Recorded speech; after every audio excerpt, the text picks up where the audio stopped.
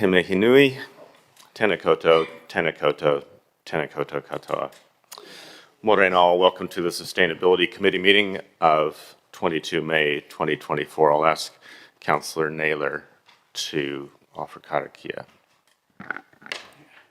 Tu tau mai runga, tu tau mai raro, tu tau mai roto, tu tau mai I waho. Kia tau ai tu Māori tū, te Māori ora, ki te katoa, haumi e, hui e, tai ki e. Thank you, Councillor. We'll open up with a bit of housekeeping before we get into the business of the meeting. Here on the top table, we have Natalia Kushnarenko, our Democracy and Service Administrator, Sarah Claridge, Democracy and Governance Advisor, joined by David Murphy, the Chief Planning Officer, and acknowledge and thank officers in attendance. The meeting is being recorded and live streamed on the Council's YouTube channel. Just want to turn to health and safety requirements on the screen, and particularly welcome new members of the public in the chamber here. In terms of fire and emergency, if you do hear an alarm, please exit the site immediately via the nearest fire exit, those being here, or out through the link span. And the assembly area for that is the clock tower Te Maraeohini in the square. And smoking and vaping is prohibited in any council building or near any council building. A defibrillator is located outside the entrance to customer services on the ground floor should we need it, and any near misses or accidents, please do refer through to our committee administrators for that. Online participants, we do have Councillor Johnson joining us online. Please keep your cameras on, microphones muted, unless otherwise addressing the meeting. Councillors that are here, please do use the regular voting devices, etc., and bring any amendments through to our administrators in a timely manner. And if I, for some reason, don't introduce you before you are speaking, please do introduce yourself by way of name and proceed accordingly. So I think that's us in terms of getting to the substance of the meeting. Which moves us to item 1 on the agenda, which is apologies. We have an apology from the mayor on council business. Any other apologies? An early departure from Councillor Finlay. I'll look to move those. Seconded by Councillor Zabellin. Ask for a vote.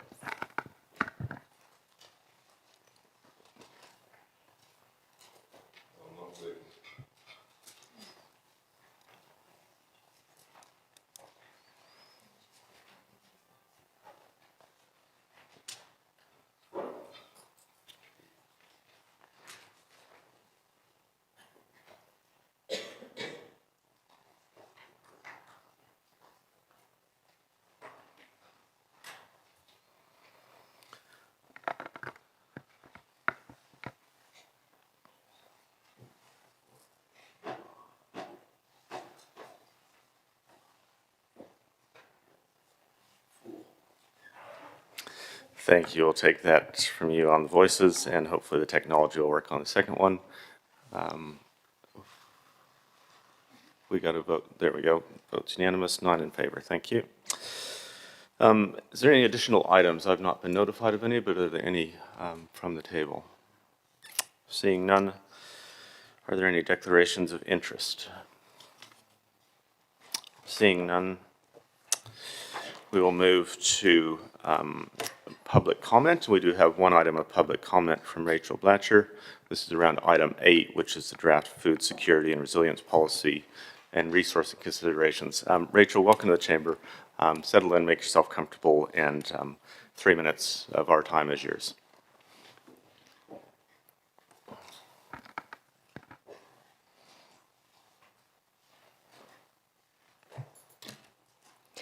Kia ora koutou. Ko Rachel Blatcher toko ingoa. Good morning. My name is Rachel Blatcher, and I have been a resident of Palmerston North for 4.5 years. I am pleased to submit a statement for the proposed food security and resilience policy to this committee. I endorse the recommended policy option 1. As a public health professional and food security advocate originally from the United States, I am deeply saddened at the extent to which food insecurity and low access to healthy food choices is prevalent in Palmerston North and across New Zealand. The latest data from Now We Are 12 indicates that 20% of children across the Motu experience food insecurity, and those rates are notably higher for Māori and Pacifica households. In a region and country as wealthy as ours in terms of fertile land and economy, I find it unconscionable that anyone is going hungry. The recommended policy under consideration today is a critical step for Council to take an active role in strengthening Palmerston North's food resiliency and supporting ongoing efforts to establish an equitable food system. Already, we have many community initiatives to improve access to KAI, including the 4412 KAI Resiliency Project, multiple community gardens, and Just Zilch. The recommended policy has the potential to actively strengthen and grow these and other initiatives through city-level support, additional resources, coordination, and advocacy. If Council were to adopt the policy, I would recommend the inclusion of strong monitoring and evaluation language, including measurable KPIs. If you don't measure your progress, you can't describe your barriers and your successes. Finally, Palmerston North is uniquely situated, with 3 food-focused Crown research institutions at our doorstep. This policy could facilitate dialogue and opportunities in engaging the agri-industry, serving as a lever to start conversations with leaders from these entities about our food systems that could lead to innovative and local approaches to solving our food challenges. Food insecurity does not exist in a vacuum and is one of many social determinants of health impacting our community, including the costs of living, housing, education, and economic opportunities. This policy will not single-handedly solve all these problems, but can improve our community's food security, resiliency, and enable innovation for years to come. Thank you. Thanks, Rachel. Would you be happy to respond to any questions that elected members might have? Of course. Great, thanks. I'll just check if there are any questions around the table. There don't appear to be any at this stage. Thank you for that very clear statement and much appreciated. So we have a recommendation in front of us that the Sustainability Committee receive the public comment for information, which I'll look to move, seconded by Councillor Zabellin. There not being any comment, I will ask for a vote.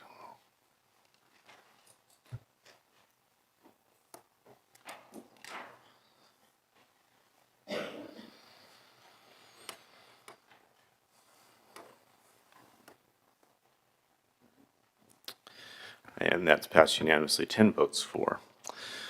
Moves us now to item 6, which is a presentation from the Ruahine Kiwi project, and would ask Stuart Herricks, recent winner of a Civic Award, and Helen King to join us at the table and present to us around the Ruahine Kiwi project. The floor is yours for 10 minutes. Good morning, everyone. I feel as though I almost have a seat at this table sometimes, right from not having grey hair till now. So we're asked to do an update for you on the Ruahine Kiwi project, which you have heard about before, but an update we hope will bring you up to where we are now. You have in front of you, hopefully, our strategic framework for the future.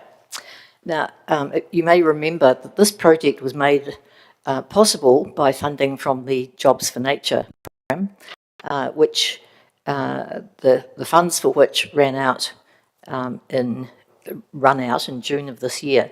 So that has left us, we've known about this all along, and that fund was basically focused on jobs, training young people in all sorts of things that relate to our environment and our biodiversity, but it was a double winner because it allowed projects like this to kick off. And so we got a great amount of money, which was $300,000 a year, which enabled us to establish this project because there are a lot of set-up costs in all of this, and also it enabled us to pay our trappers.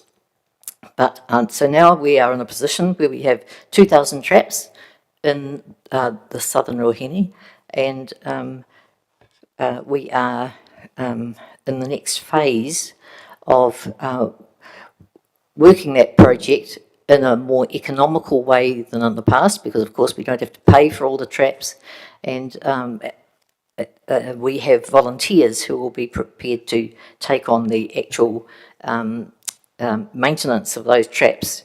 But of course those volunteers need to be supported and need to have bait and need to have transport to get there, and also, most importantly, a coordinator. So you may see in front of you the budget for what we're talking about. Whoops. Where do we go to from there? That wasn't too good, was it? So, yeah.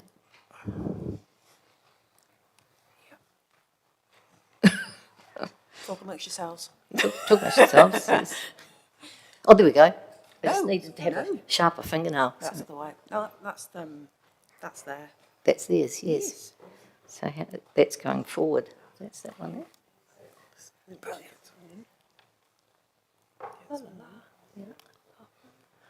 Yeah. Oh, sorry, switch Yeah, off. so is Yeah. that one you want? So that's the one you don't use to go to the next one, the right hand one. Okay, I'll use that one. Yeah. Okay, cool, thank you. Sorry about that.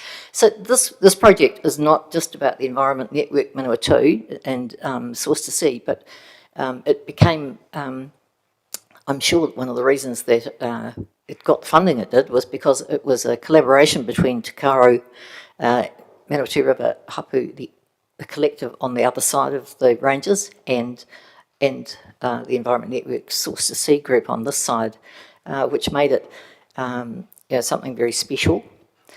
As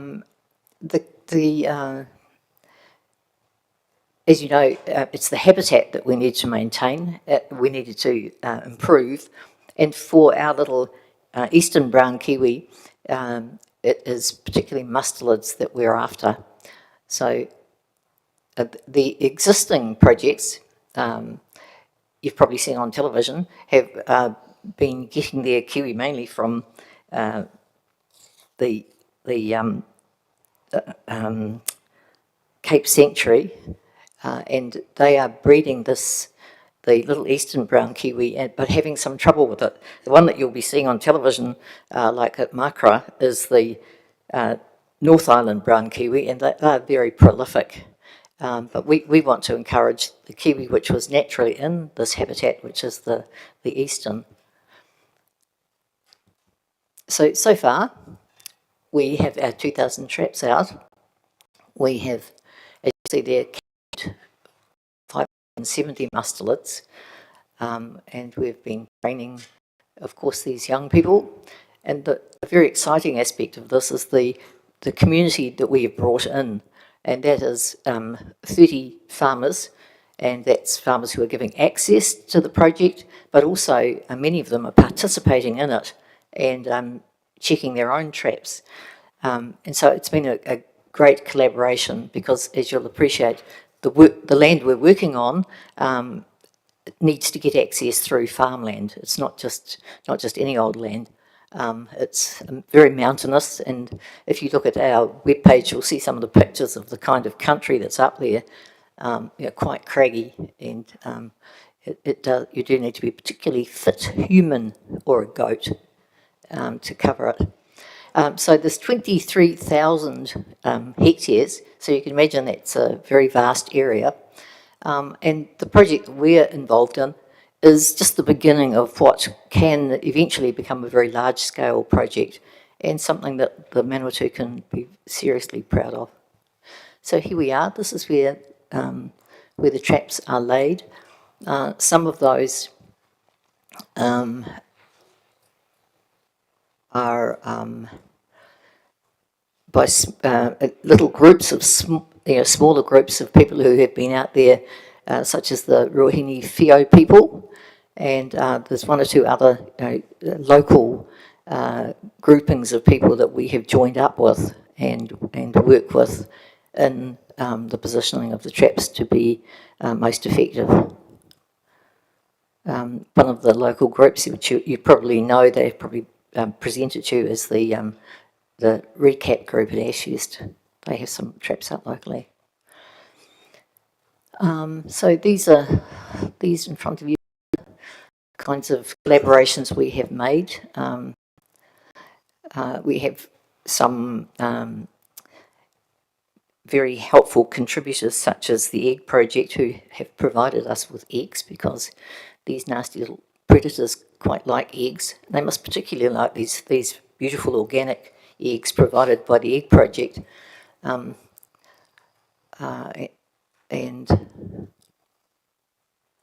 so before you, the challenges that we're faced with right now is the continuing of this project, and as I said, employing a coordinator to work out the logistics and to help the trappers and to coordinate them to go to the places, particularly there's 85 trap lines, so as you'll appreciate, you can't just send people up there to service the traps. They do need to know where they're going, and they need to have trap lines that are suitable for their capacity, their fitness, and all that sort of thing, and the weather conditions. As you'll see there, it's not easy country. So this is kind of where we are with what we need, our budget, and we're making some progress there, but we still have quite a bit of progress to make. Vicky and I are going out speaking to groups all around, and we're getting very positive feedback and help from quite a few of the organisations we've spoken to, and so there's definitely a prospect to carry the project forward. But we'll be forever, as it is a forever project, we will be forever in this space. And it may take a completely different form ultimately, but as at this stage, the project is managed by the Environment Network, and we really appreciate their administration there. We are relying heavily on volunteering and the good heart of the people of the Manawatu, which we do seem to rely on a lot, but we know it's a big heart. So, talking about this landscape, this is sort of the worst of what's up there. And when we talk about things like the effect on the river and all the issues we have with that, this is the kind of destruction that has been caused by deer and other nasties that are chewing away at our biodiversity up there. This brings soil down into the rivers. It's something that we don't get to see. We think of it all as looking like Totara Reserve. But there are there has been a terrible impact from other predators. We focus on these mustelids, and that's because that is the kiwi habitat, but we also have killed 2,000 rats, and of course they affect the food supplies of in relation to all of our birds. And so where we have trapped already, we're finding a significant increase in bird life.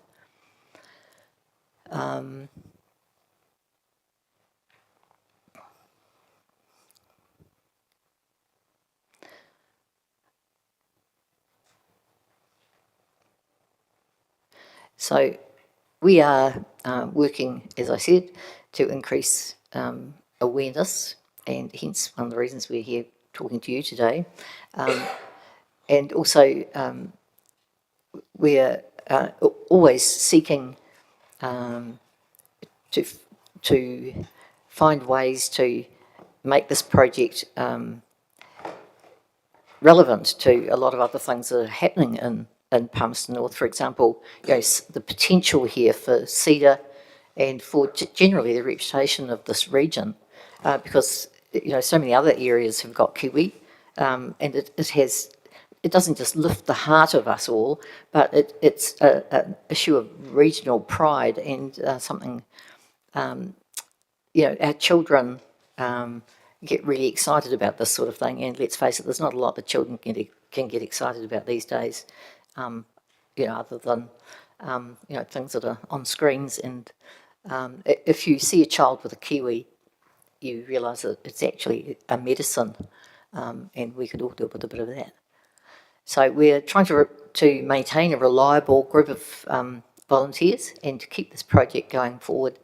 And we hope to talk to you about the next phase when we get to being independent of the disciplines that Jobs for Nature funding brings, and find a new dynamic for this project into the future.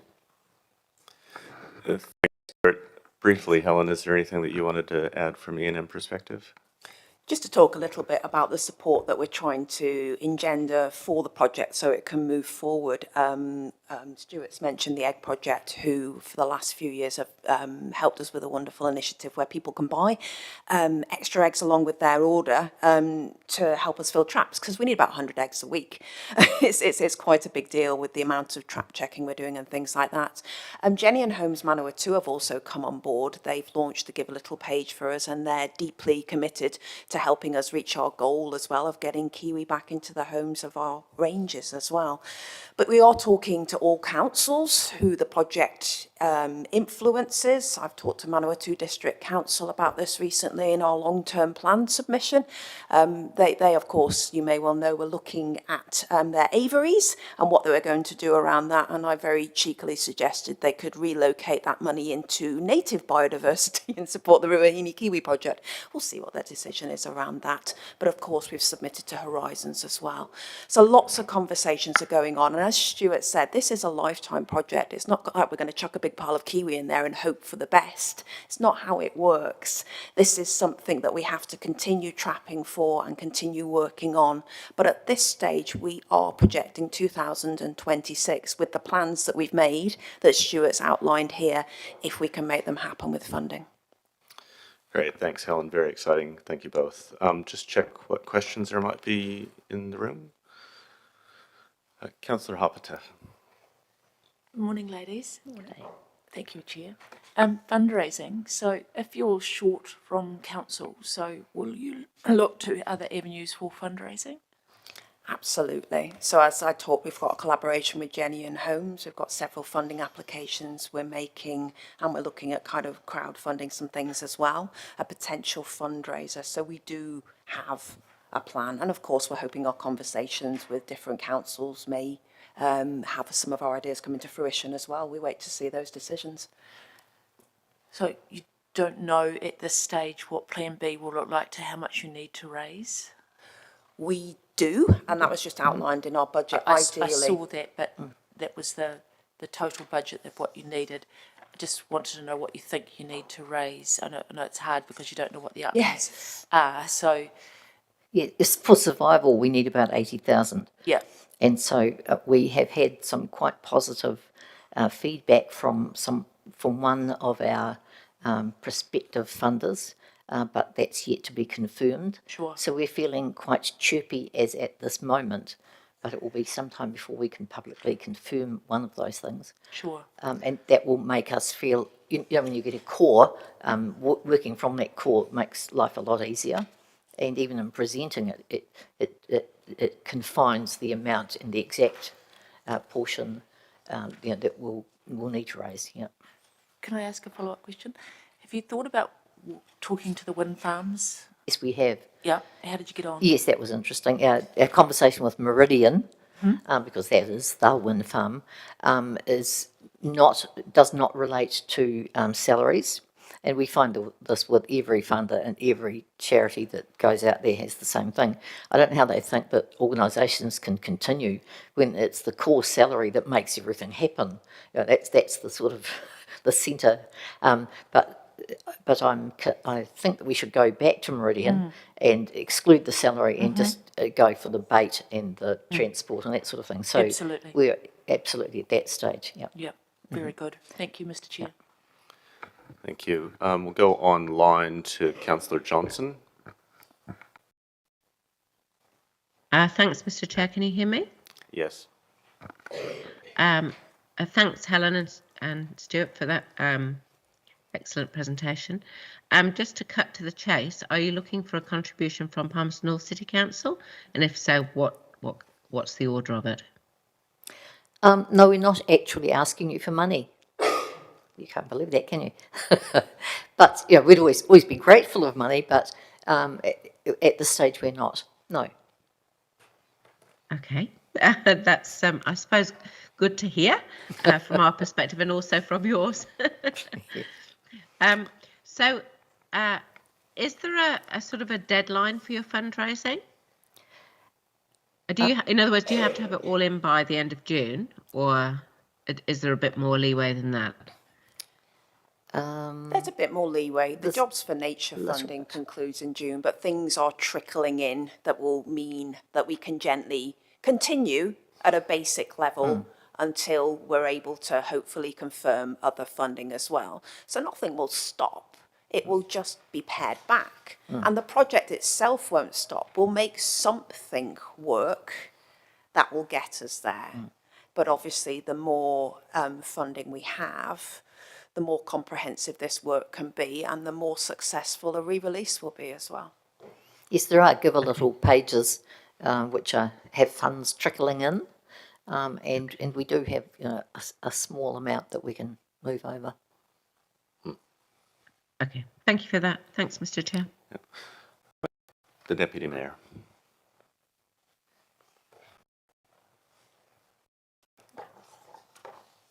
Tēnā koe, Mr. Chair. O te rā, tēnā kōrua. Thank you for your presentation and the information contained within. As Councillor Johnson had mentioned, it's a really impressive presentation, and from my part, and no doubt everyone, an important kaupapa as well. Could I just ask, did I read correctly that you, in that budget of 80K, you're only looking for a coordinator for 0.5 of an EFT? So you don't think that that warrants a full-time position? So there are two positions in there. There is a full-time position. What did we say that was, Stuart? About 80,000. Yeah, for about 80,000 for someone who's going to be the project lead, but the volunteer coordinator will be a part-time right. role. But we understand that we need someone in that lead position to drive things forward. At the moment, the work around that coordination is falling to some of the project staff, but also to E&M as well. And we believe that project lead will make everything a lot more coherent and help us move forward in a more strategic way. Thank you. I thought 0.5 was a bit late. Yes, yes. The other thing is, have you, I noted that you'd put that you want to foster educational projects, and I wondered if you'd spoken to yet Kahui Ako Communities of Learning or the principal associations to get that information out there of what you might need. No, I don't think we do at this stage. No, but that's a great suggestion. Thank you for that. Kia ora, and thank you. Kia ora. All the best. Thanks. Councillor Spellin. Thank you, Mr. Chair. Morena kōrua. Sort of along the lines of the Deputy Mayor's question, do you think there could be some place for in-kind or non-financial support, particularly in terms of marketing and spreading the word of the project out there among the community that might have flow-on effects to the crowdfunding aspect? Is there another way that we could assist? Absolutely, and I believe in the upcoming Palmy Proud there's going to be an article about the project, and that kind of thing really helps with the Give a Little links and things like that. The more we can raise local awareness, the better. Of course, we're doing that by ourselves, but we're limited in people and resources, and we're doing the best we can. Having Jenny on board really helps because they've got access to sets of people that we don't necessarily have on our Facebook pages and our databases. But yes, that's the kind of support we'd love from Council, and we understand the project last time featured in your sustainability report and does this time as well. So though we might not be directly asking you for money, though of course anything you want to give will be greatly received, that kind of stuff is very, very helpful indeed. Thank you very much, Mr. Chair. Councillor Hancock. Thanks. Sorry, thanks, Mr. Chair, and thanks, Stuart and Helen. Just a very quick question. You touched on a potential funding stream I just really want to check in with you in terms of the stability or sustainability of that going forward. Yes, that was over a 3-year period. That's under discussion. Great. Good luck Yes. with that. And Yes, and that would cover the volunteer coordinator. The 80,000 for the project lead is more for the Forever project aspect of it. You know, the volunteer coordinator and that small tight budget is just for survival. You know, because that's the two sides to this. So the first thing is survival, but the second thing is the project lead. Yeah. so that funding stream is actually likely to carry the cost of the larger items within that budget? Is that No, what you just for the volunteer coordinator. Okay, great. Yeah. Thank you. Yeah. Thank you, Mr. Chair. Yep. Thank you both. That is the end of questions in the queue. You're welcome to resume your seat in the gallery, but really appreciate you coming in today. Thank you. So we have a recommendation in front of us that the Sustainability Committee receive the presentation for information, which I'll look to move, seconded by Councillor Zabellin. And to open up comment, yeah, thank you both, and to the incredible team there. This is a really, really exciting project. You know, one of New Zealand's great global success stories is actually around bringing birds back from the brink, and I think that this project shows us that it could also be one of our region's great success stories in time. And this is by far and away the strongest run that this community's ever had at bringing kiwi back into the ranges in proximity to this community, and well deserves the support from community leaders, people that have money to give in whatever way, people that have in-kind support to give as well. It would be incredibly wonderful for us as a region to have this project succeed, and to know that when people of any age goes to Heritage Lodge, when they go to Sixtus Lodge, when they go up into those ranges, that they will see, or at least hear, and experience kiwi. So really commend the community and volunteer commitment that has driven this far, and as well, obviously, the investment that's taken it there, and would encourage all community leaders, business leaders, people that have a way to get involved with this project to find a way to get involved so that we do see kiwi coming back into our ranges in this decade. So thank you again. I wish you every success. I think you've heard a number of potential leads around the table on some of these questions that I'd encourage you to follow up as well. So thank you. There being no further comments, we'll call for a vote.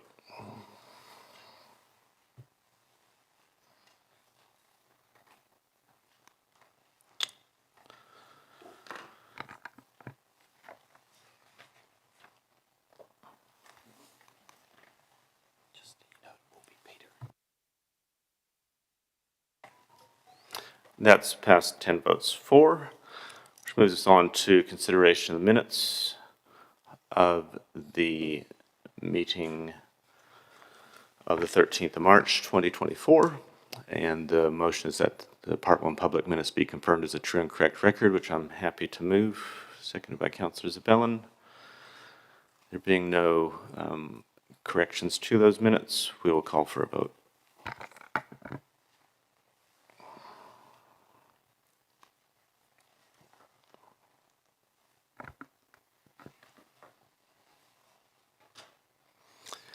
That's passed 7 votes for with 2 abstentions.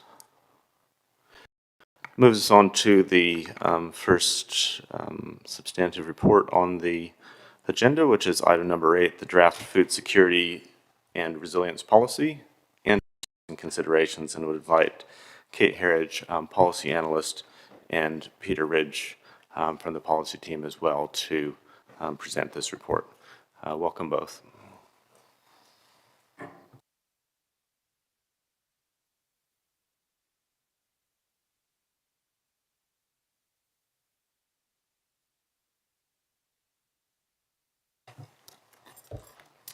Kia ora koutou. I'm Kate Herridge, Policy Analyst, and with me today is Peter Ridge, our Senior Policy Analyst.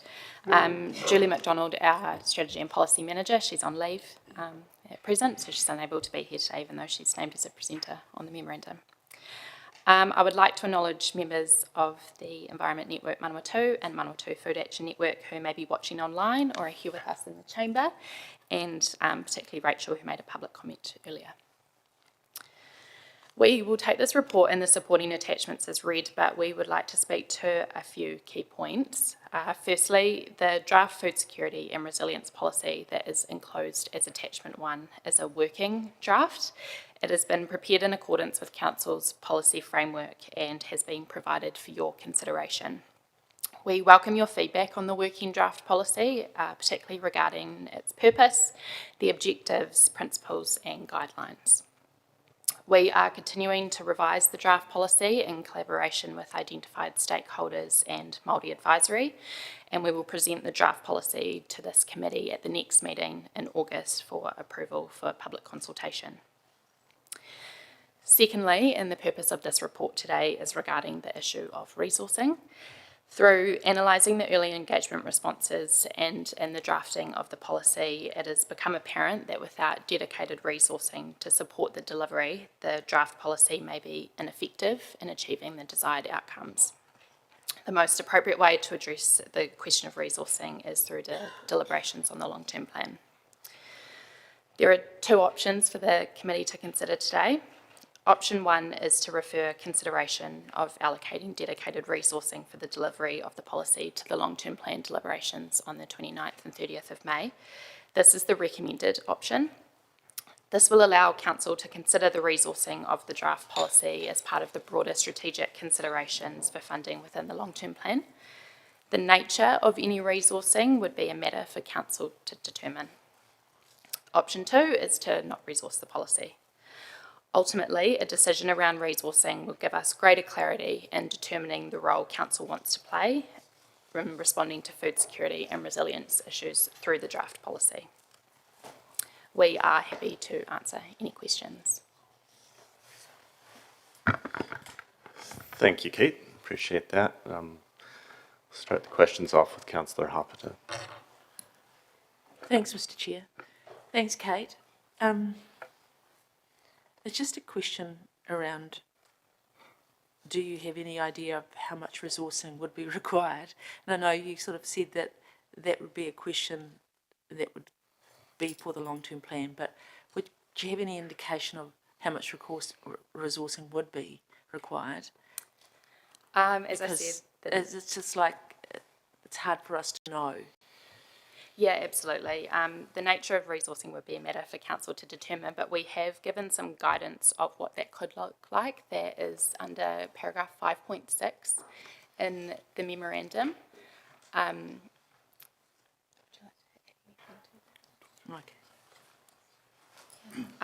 We have had our finance partner put together some options for us of what that could look like. We've called them indicative packages to illustrate the different levels of resourcing that Council could consider. Those being 1 FTE and a small operational budget, a 0.5 FTE and a smaller operational budget, or just additional grant funding.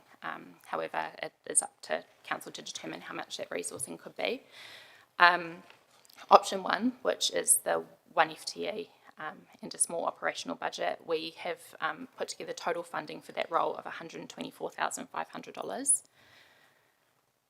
Option 2, a 0.5 FTE, total funding for that would be $63,500. And option 3, which is the additional grant funding, would be $30,000. There is considerable scope for what this resourcing could look like, and ultimately that is a decision for this Council. Yeah, thank you. I really appreciate you giving us those values because that makes a big difference. So thank you for that. Sorry for commenting. Thank you. It's all right, thank you. We'll go online to Councillor Johnson. Thanks, Mr. Chair. Would any additional resource be required to develop the policy? No, we are. We have the working draft before you, and we have existing resource and personnel within our policy team to take this policy through to consultation and delivery, what have you. Previous decisions on this food security and resilience policy meant that $20,000 was allocated in the 23-24 annual budget for the delivery of this policy. So that budget is available to us within our existing means to take this through consultation, etc. Okay. And would you have a view on whether this would be better considered in the current long-term plan process, or whether it could be considered in an annual budget process?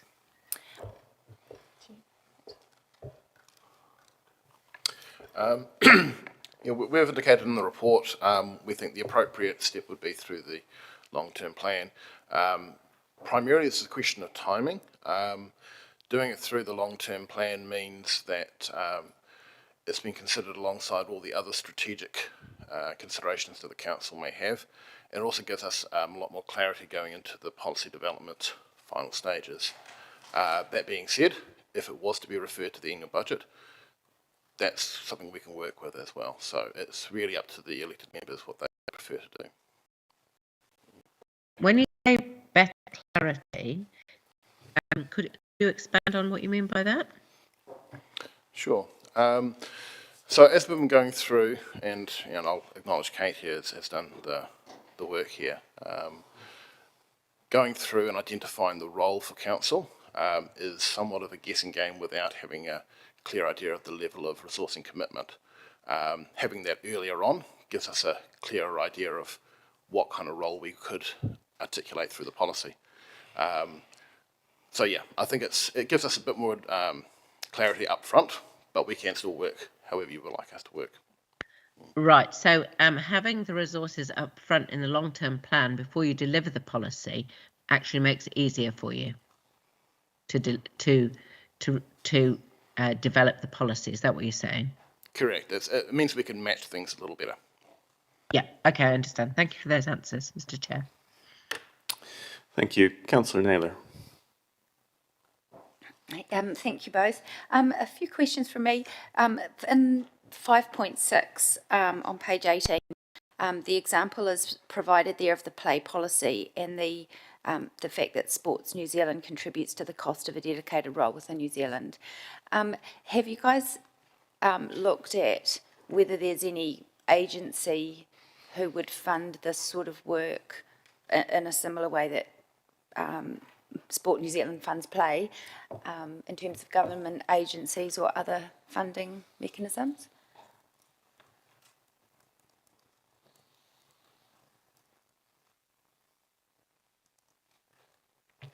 We haven't really explored that particular aspect.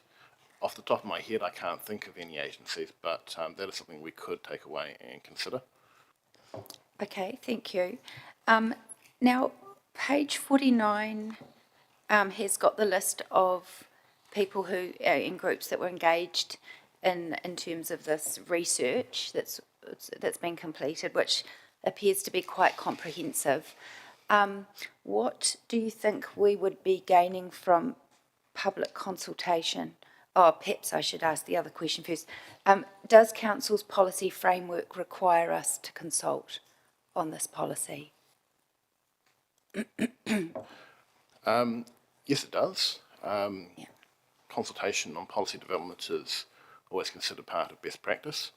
It's also a requirement prior to decision making under the Local Government Act, so we would always undertake consultation as part of the policy development process.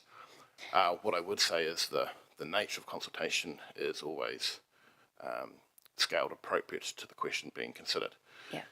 Given the level of public interest we have seen already around food security and resilience, we think there definitely would be a lot of value in a wide-ranging public consultation on the draft policy. Okay, thank you. In terms of our requirements under the Local Government Act, if we're consulting, can I get a comment on the appropriateness of us predetermining how that, how the resource should look before we've consulted? Or I'm just wondering whether that could be seen as some level of predetermination. I think it's a fair question.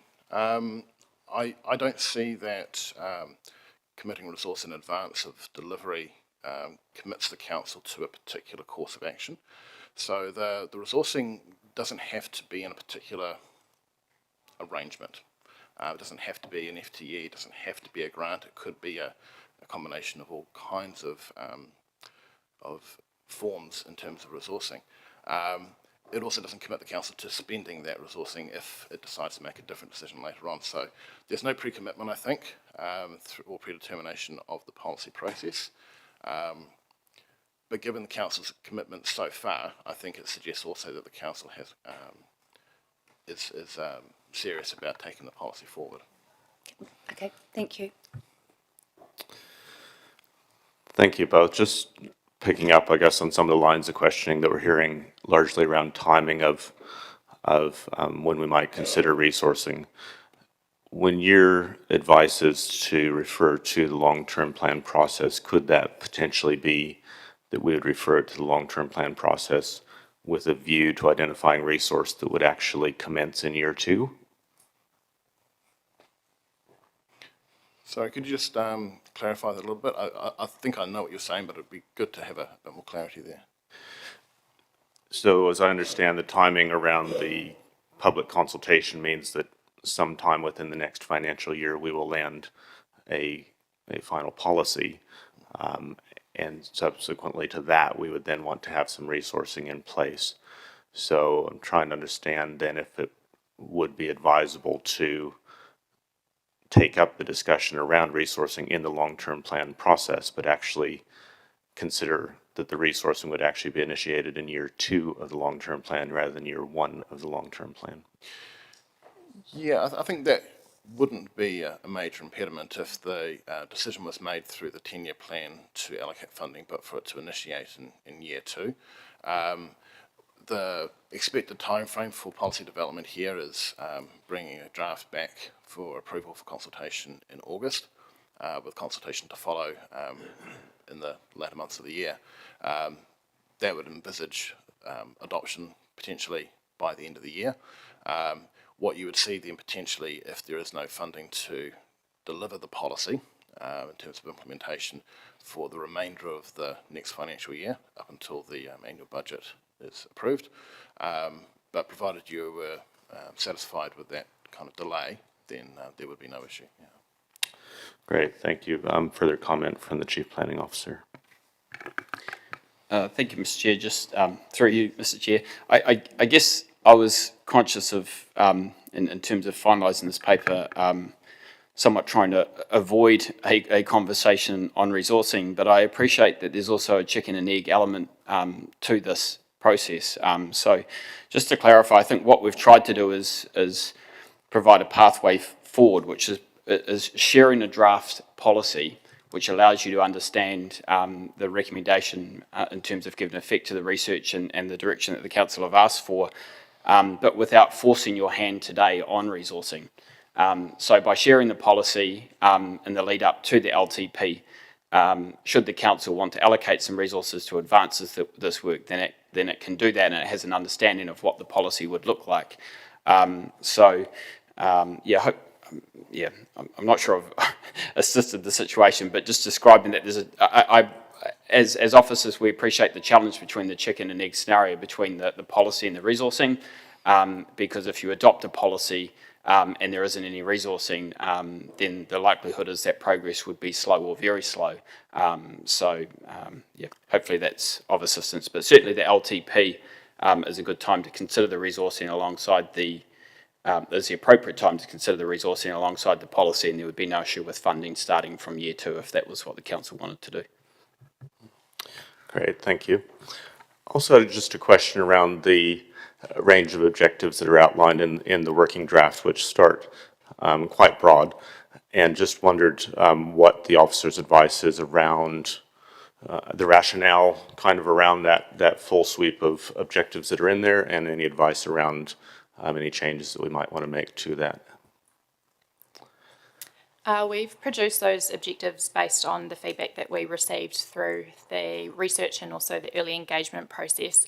As you said, they are quite high level, and and again, this is a working draft before you. We've put those in to kind of show kind of the scope of what those objectives could look like if you want those to be more specific.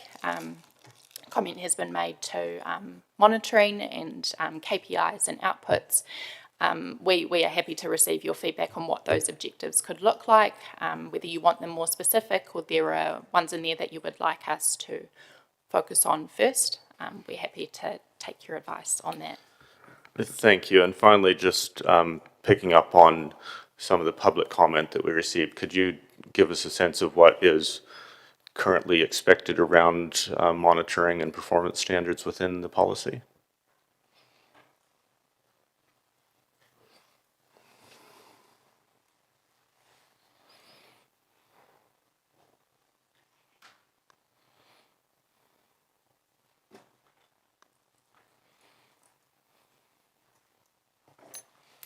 At the moment, our intention is to measure and report back to this committee on the outcomes of this policy annually. Through early engagement and kind of analysing those responses, there was comment made to that similar effect about how are you going to measure this. Again, I guess that's where resourcing comes in. If, for example, there were a person to lead this, they would be the one to really implement and drive this policy and would be the one that would be reporting back on this. However, should you choose not to implement their allocate resource, there is still ways that we're able to embed the objectives of the policy into other work programs around council and report on those accordingly. Great, thanks. When you talk about that, I guess, individual and resourcing, is it a reasonable analogy where we've gone with the play policy recently in terms of having developed a policy and then we have a specific member of staff that's mandated to see that policy through and develop a plan and report back? And potentially, I mean, that is one model that could work. I think part of the reason why we haven't articulated a particular recommendation around resourcing is trying to avoid the situation of being painted into a corner on a particular model for how you implement.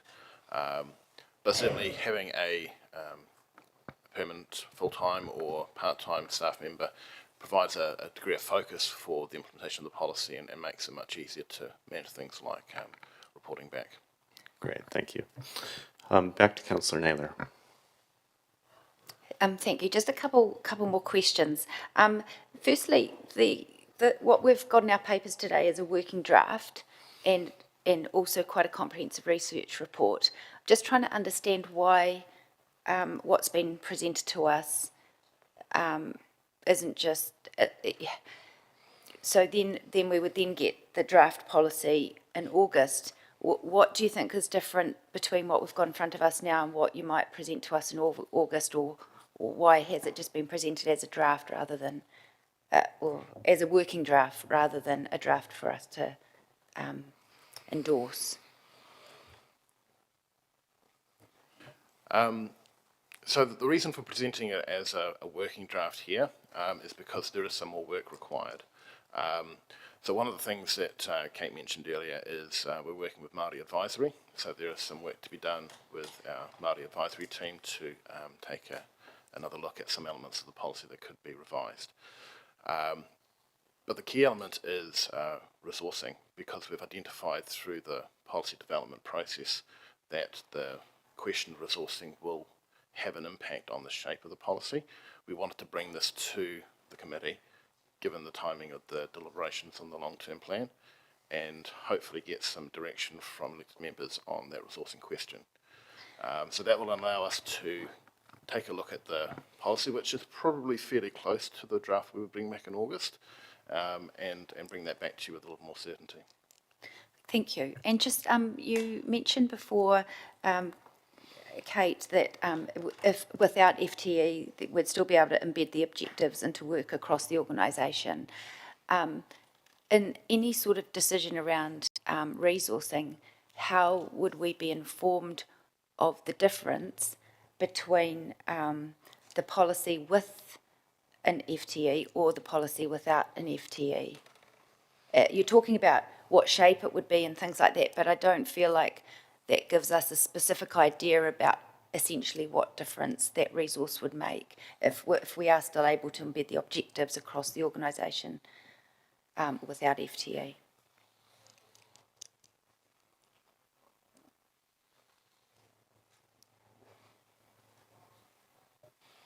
I think when we were looking through the draft policy, at one end with no dedicated resourcing allocated to the policy, we're indicating that those objectives can be embedded into some of the work that we do across the organisation, because as we've identified, food security and resilience cuts across a number of areas of Council's work. In that sense, the output of the policy would be some guidance into the work we do across the organisation.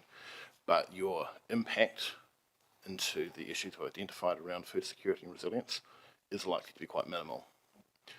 At the other end of the scale, with a committed, dedicated resource, potentially an FTE position or some other form of grant funding, there's an ability to achieve probably more significant outcomes. As the example we've given is around the Play Advisor, where that policy is now supported by a full-time role. The funding, partly through Sport NZ, has enabled them to achieve a lot more than might have been achieved if it was just a set of admirable principles embedded into a number of people's roles. So I think that's the kind of spectrum we've been looking at, and having that resourcing question resolved helps us to identify where we can pitch that policy for you. Okay, thank you. And just final question, if that's okay, Mr. Chair. The additional grant funding that you referred to, would your view be that would be allocated through the SPG grant process, or would it be a separate grant from that process?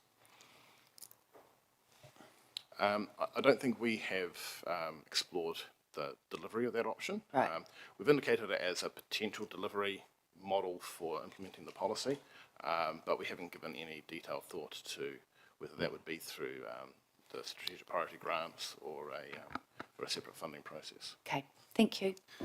Thank you. Just briefly to the Chief Planning Officer. Yeah, thank you, Mr. Chair. I think one thing I'd encourage the committee to think about it. I think in a perfect world, we set our direction prior to the budgets being developed as part of the LTP, and then if there is a food security and resilience policy, then the delivery of that is incorporated within budgets included in the LTP. So unfortunately, we don't live in a perfect world all the time, and the direction isn't established all at once in some cases, such as this. I guess the committee of the council have, I think, two ways forward. One is that if you were keen on having a policy, that policy is aspirational, and if there isn't resourcing allocated or a sufficient amount of resourcing allocated, that then you'd recognise that would have to be delivered over a longer period of time.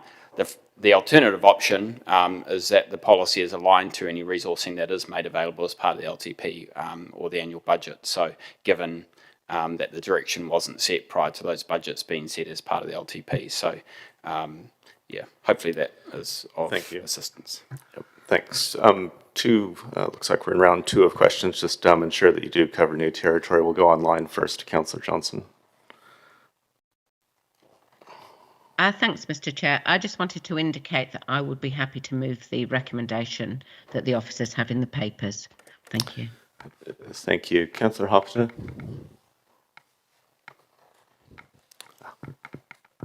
Just very, very quickly, if you do bring this back, could you make sure you track the changes so we can see where the changes are to the document? Thank you.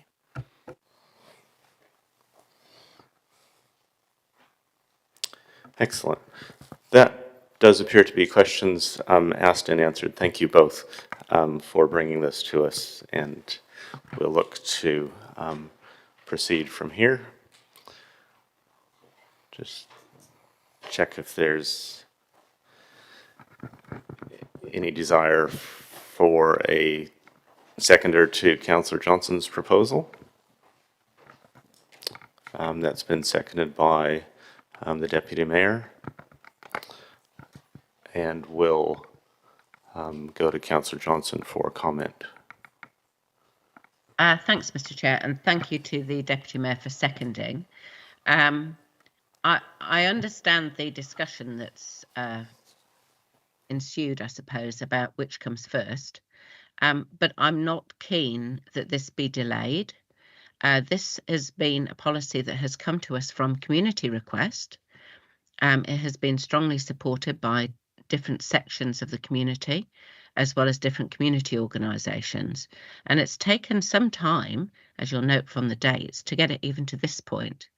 So I'm really not keen to, in any way at this stage, delay it further by looking to not consider the question of resourcing in the long-term plan.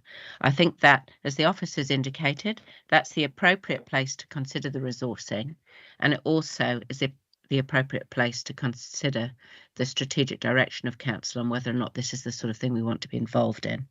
So I would ask for your support that this is referred to the long-term plan, where we can debate it along with all the other priorities that we have, and determine what level of resourcing we might provisionally put into the plan for it.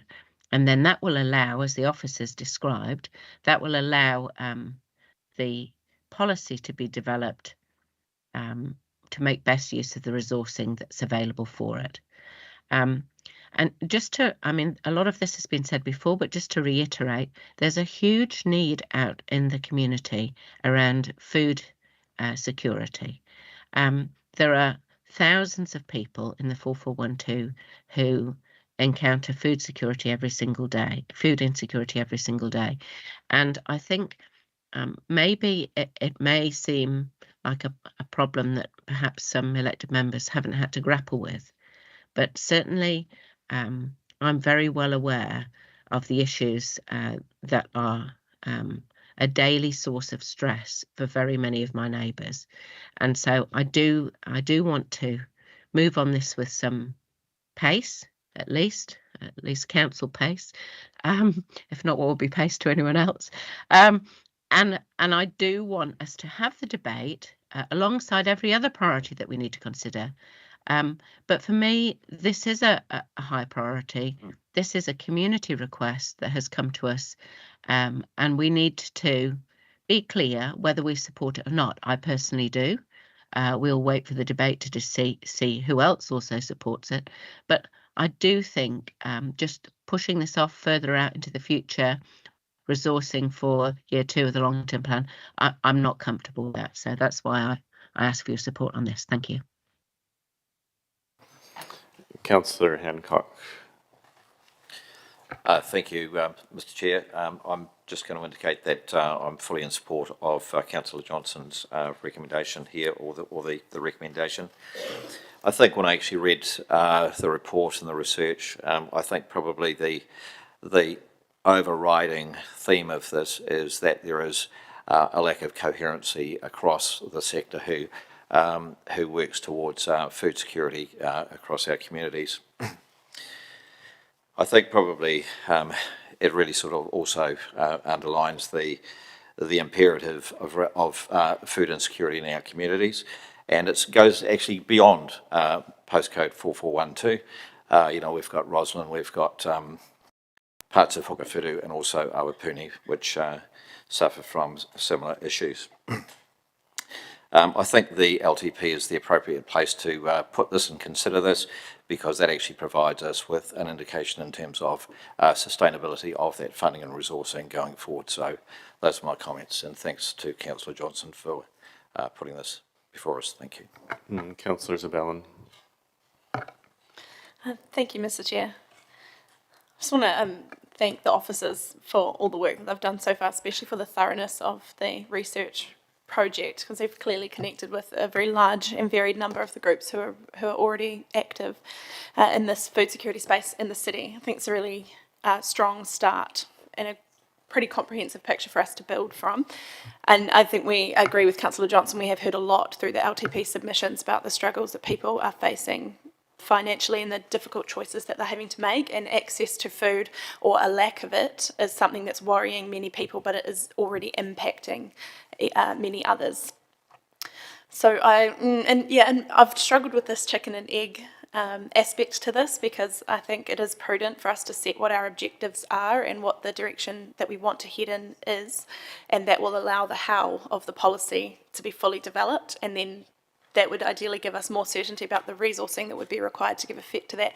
But if this indication is needed for the policy to develop more fully, then I'm in support of moving forward.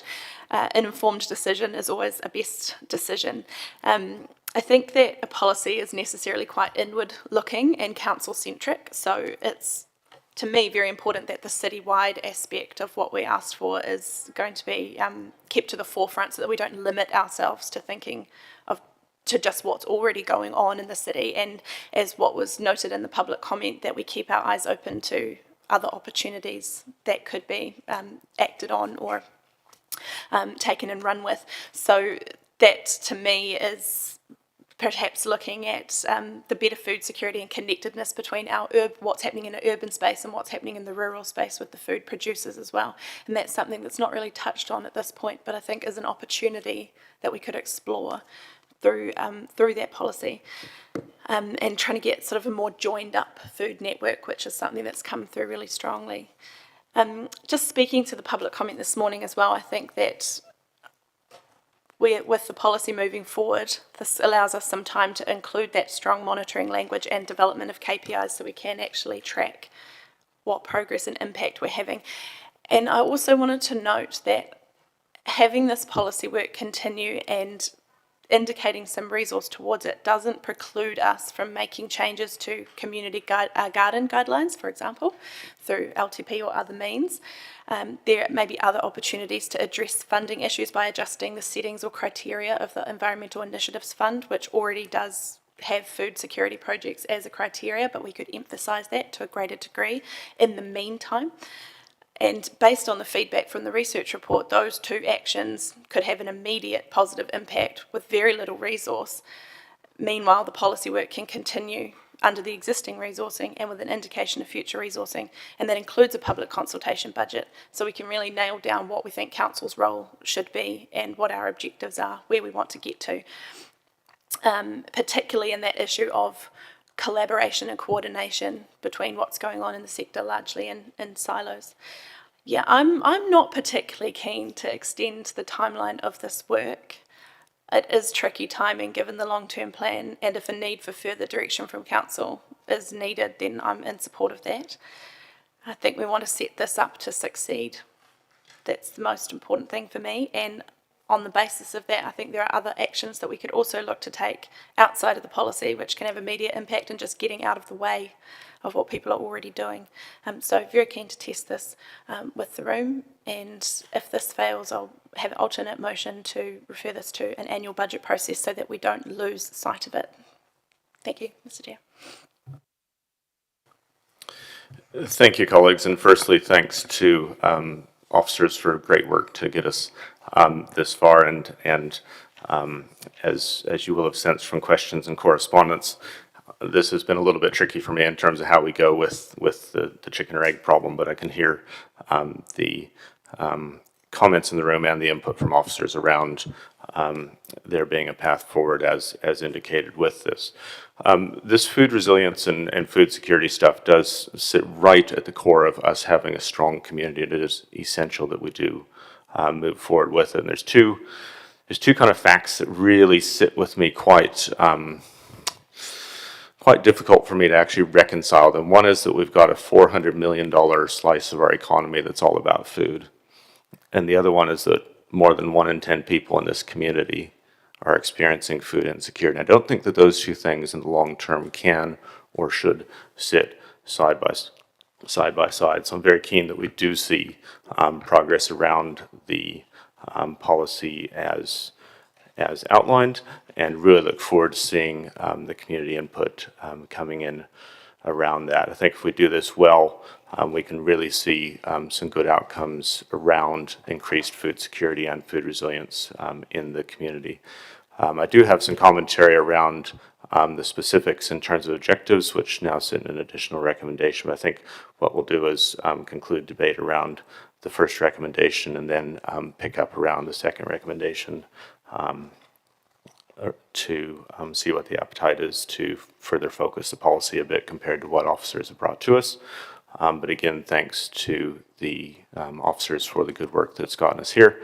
While it is tricky timing, and while we are mere days away from the long-term plan debate, I'm prepared to accept that we have a crack at it now and see what we can determine. So we'll be voting in support of this. Turn to Councillor Naylor. Thank you. I just was interested to hear the Chair and Deputy Chair speak first because I really had been more comfortable with the recommendation that had been circulated that was an alternate to this, circulated last evening. I do absolutely acknowledge that this is a high priority and very much needed in our community, and do think that we will need to look very carefully at how we embed any sort of policy. I do have some concern around the order that we're doing things here. My understanding under the Local Government Act, if we are required to consult on our policy, which officers have confirmed that we are required to do that, is that we're required to remain not to predetermine the outcome of that consultation before we consult. I think if we start to allocate resource before we've consulted on that policy, I think we've definitely got the chicken before the egg. I think we've had recent examples where we have gone ahead and presumed what we think our community will want. Perhaps, as an example, the Awapūniti Community Hub spent money on that land, and then over the last week we've heard from our community perhaps a slightly different message than what we might have predetermined when council made that decision to buy that land. I'm not expecting it to be a different message from the community because I'm well aware that food, this is a big issue for our community. So I expect this will go through, but I at least wanted to just raise my concerns around this. My view is that, and perhaps I'm preempting next week's conversation a little bit in saying this, but for us to make something a priority, we don't necessarily need to say that it needs added resource. What we need to do is ensure that we communicate what level of priority it is. Perhaps I'm probably more interested in us having those conversations after we've engaged with the community, though, because I think we just need to make sure we get the order right for things. So whilst I think this work is absolutely essential and very important, I won't be supporting this recommendation, but if it fails, I really would favour the recommendation indicated by the Deputy Chair and Chair that was circulated last night around us consulting on this policy and then considering the resource after that. That's the way I understood it. So just wanted to explain why I'll be voting against. Thank you, Councillor. We'll go back online to Councillor Johnson for right of reply. Thank you, Mr. Chair. And I'm pleased that everyone who's spoken has said that they recognise that this is an important, a high priority, that it's very much needed in our community, that it's absolutely essential, etc. So if it's all of those things, then we need to be proceeding with it at pace, not putting it on the go slow. And I must say, I do find some of what I consider to be navel gazing a little bit frustrating. We have had this on the books for a couple of years already. The long-term plan, we asked the officers, the long-term plan is the place to be debating and deciding on resourcing for the next 3 years. And there's a little bit of an element to me of some elected members wanting to have their cake and eat it. You can't, on the one hand, be saying that we've had a huge number of submissions talking about cost of living and how people are struggling and how pressure is on households, and then on the other hand want to put off something that might be able to help some of those struggling households. So either it's a priority, councillors, or it's not. So make your decision when you're voting for this. Either we take the officer's advice, we determine what resourcing we think is required, we enable them to develop an appropriate policy, knowing what resourcing might be required. And, you know, in answer to Councillor Naylor's comment about spending money and it being predetermined, not a single dollar will be spent until this policy is adopted. So I don't see that as being predetermined at all. If, and I very much doubt it, but if it was the case that the community didn't want this policy and submitted against it, then no money would have to be spent. It would just be a budget line that we had allowed for and that we could subsequently use, you know, if it wasn't spent in the total budget, would be surplus. So there's no money going to be spent unless the policy is adopted. So how that becomes a predetermined position, I simply do not know.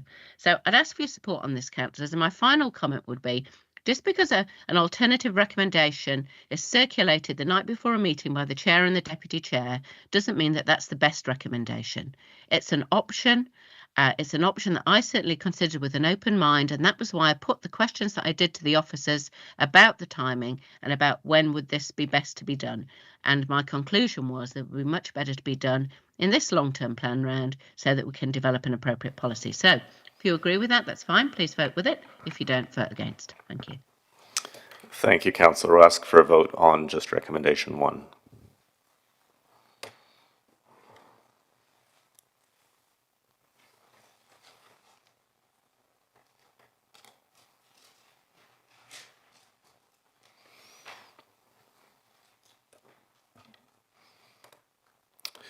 That's passed 7 votes for, 2 against, and 1 abstention.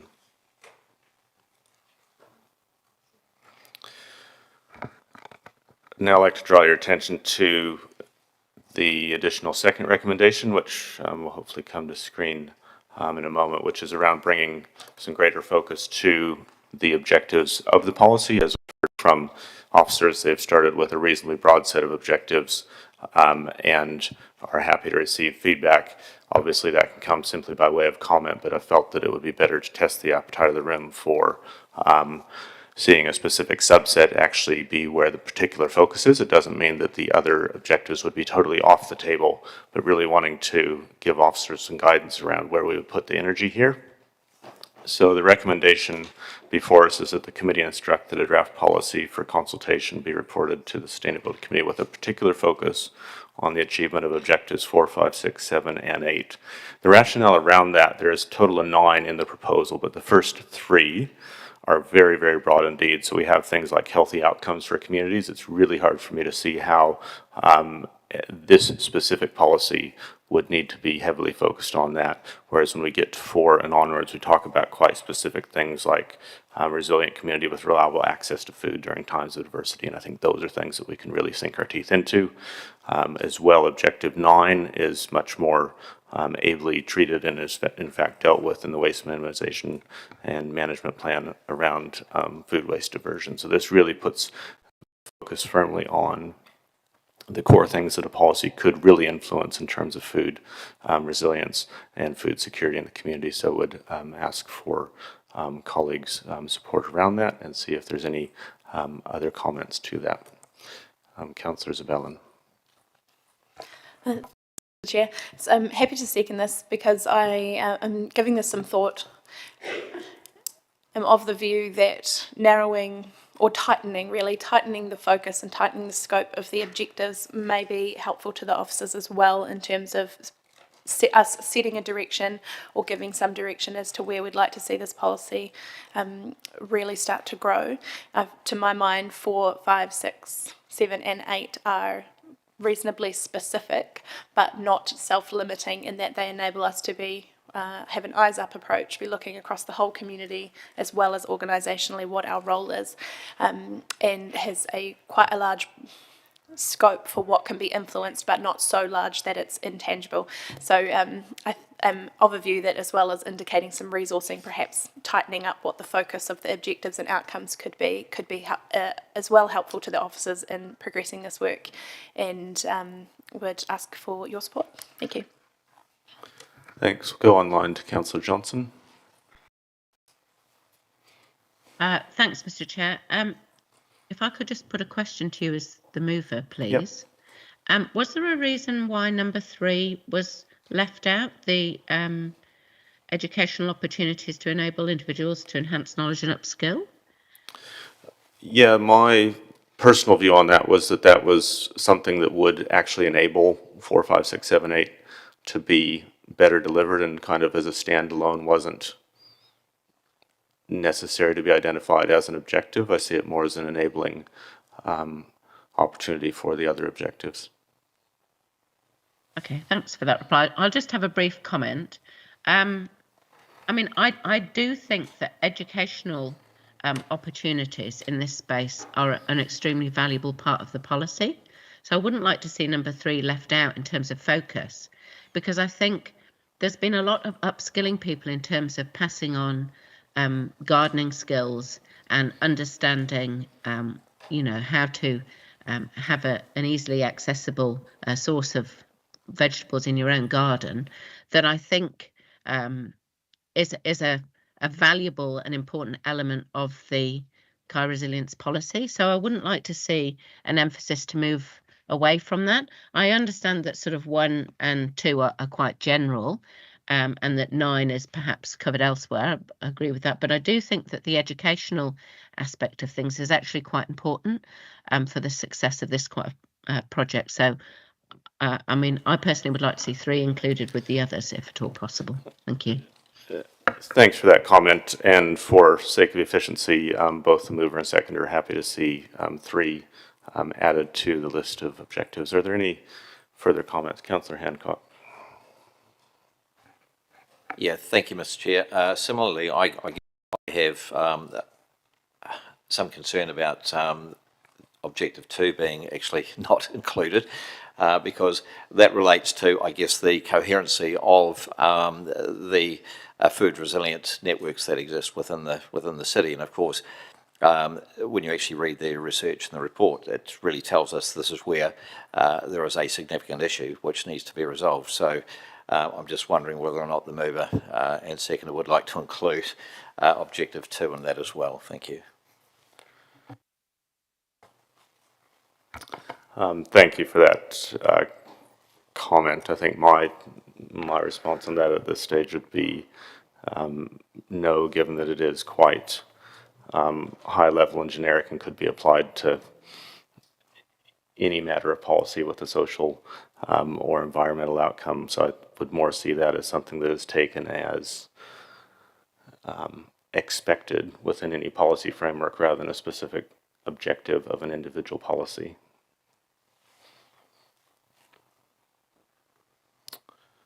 There being no further comments, we will call for a vote.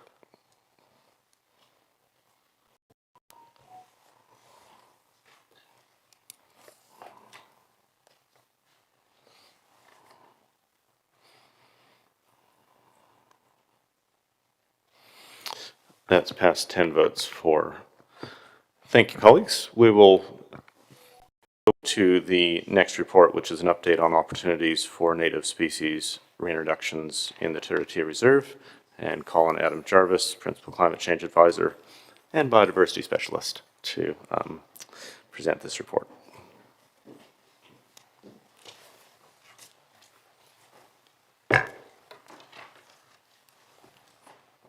Good morning, Mr. Chair, committee members. Just want to take the opportunity briefly to introduce newish staff member Sabrina Hinchy, climate change analyst in our team, and she's taking the lead on a lot of our biodiversity work within the city, green corridors, and the follow-up to the Tutuwai translocation, which, as you see in the report, is scheduled for next autumn. I think most of the information you require today hopefully is in the report, but just as a brief update on the Tutuwai, we've just had some information since the report was written that some additional birds have been found. So we've had another successful season, and with the hopeful release of another 40 birds next year, we're moving closer towards, I guess, the what was always the long-term goal of that project, which is the successful establishment, long-term establishment of the species in the reserve. So probably another few years to go yet before we can safely put the kind of low numbers of, that are at risk of a particularly cold winter or what have you, but encouraging signs so far. But with that, happy to answer any questions you may have. Great, thank you, and welcome, Sabrina. Any questions in the room? The Deputy Mayor. Thank you, Mr. Chair, and thank you both for this. Can I just ask, does DOC cover or contribute in any way to such projects? Well, through you, Mr. Chair, the DOC is the permitting authority for any translocation. So any permit, in order to move native species around, you need a permit. There's quite an extensive process that we had to go through for the Tutuwai and that we would have to go through for any of these species, but there's not, they don't provide funding if that's where you're... Yes, that's exactly what I wanted to know. No. Oh, right. So that's covered even in the case of community groups, covered by the submitter, not DOC. Thank you. And the question, I have another question, Mr. Chair, with regards to the aviary that was mooted, with the aviary construction costs. Have you approached any schools that have building projects going on to see if they would be interested in assisting as service to others, service to the community, and doing so if resources were just provided, the materials just provided? Sorry, just for clarity, are you talking about the aviaries that would need to be constructed for the Kaka translocation? Yeah. That's not something that we've currently considered, but I would suggest that it is probably not going to be practical. We're talking about the construction of very specialised aviaries that would need to be certified by DOC and up in the Turitea. So they're aviaries that would be, depending on the advice that we end up getting given, potentially needing to be done by specialists via a helicopter. Right. Yeah, thank you for that. I was just aware that we have young people building houses that are sold to the public, and I thought that their skill set was pretty sharp, and it could be an educative opportunity too. But that's all. Thank you, Mr. Chair. Certainly happy to consider it if we go further down that road. Thank you. Thank you. Online, Councillor Johnson. Thank you, Mr. Chair, and thanks, Adam and Sabrina. Just a couple of questions. The first one is there any way that we can, I mean, I know I've asked before and I've been told that the public can't access the Turitea because of it being a water collection area, but is there any way that we can provide some public benefit to this translocation, other than the knowledge that there is an active breeding population of Tutuwai in the reserve? Is there, can we do more in terms of perhaps providing videos or information? I just feel that this is a project. Sorry, I'm getting into comment, but you get my point. How can we kind of get better public benefit, I suppose, from this project? So just for clarity, are you talking about the Tutuwai project or a potential future translocation? Because they're somewhat different answers. I was specifically talking about the Tutuwai project, but I guess it leads into whether or not we would want to do future translocations. And I have got some questions around the next steps. But just for this particular one, I'm just wondering, yeah, Sure. No, what how we could describe or how we could improve the public benefit from this. Okay. Well, there's a few things I could say to that. Firstly, we have done you mentioned the word video, that there has been a number of quite lengthy and well-received videos that were created by the comms and marketing team around the Tutuwai translocation. The issue of public access into the reserve is not one that I'm in a position to talk about, given my role, but the idea, if the Tutuwai do establish themselves up there, we'll be in a position in the not too distant future where those areas adjacent to the Turitea Reserve will have Tutuwai in them, and they're very friendly birds. So I'm thinking here particularly of Green Corridors and Hardings Park, which are immediately adjacent to where those birds currently are. So as they grow and expand, the idea will be that the public would see them, and probably quite regularly, given how friendly, I guess, they are. So more than that, I would have to potentially give more thought to. Okay, thank you. So then in 3, you've listed the next steps. Do you need recommendations to do all or any of those things? Not necessarily. As I've indicated in the report, we have the budgets to go ahead. If there was an endorsement that this was a recommendation, would be a useful indication to officers that the resourcing required to go ahead and procure expert advice wouldn't be in vain. Does that answer your question? Yes. So in other words, if we do want to proceed with further translocations, we need to put forward an additional recommendation to indicate that so that we can then be advised about what resourcing will be required. Is that a fair summary? No. So the resourcing that that is in the draft LTP is sufficient to cover the expert procurement of the expert advice. So we're talking about maybe half a dozen individuals in the country, depending on the species, maybe 20, 30, procuring one of them to come to the Turitea site and spend probably half a day or a day going through, looking at the habitat, looking at our predator control statistics and so on, and then that would then both, on the one hand, give us a clear path forward in terms of what would need to be done in order to ultimately translocate that species, and then at the same time also form the basis of our application for DOCS permitting. So to your question, guidance around a particular species, or we think, let's say kiwi and weka might be a great idea.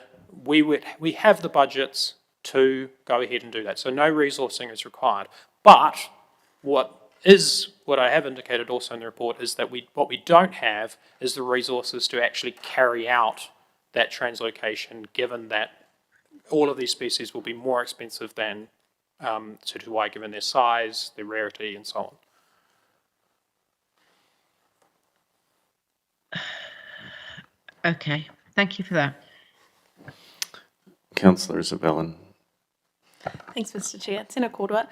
I wanted to pick up on the feral cat population in the area that you mentioned, that population's not been systematically recorded.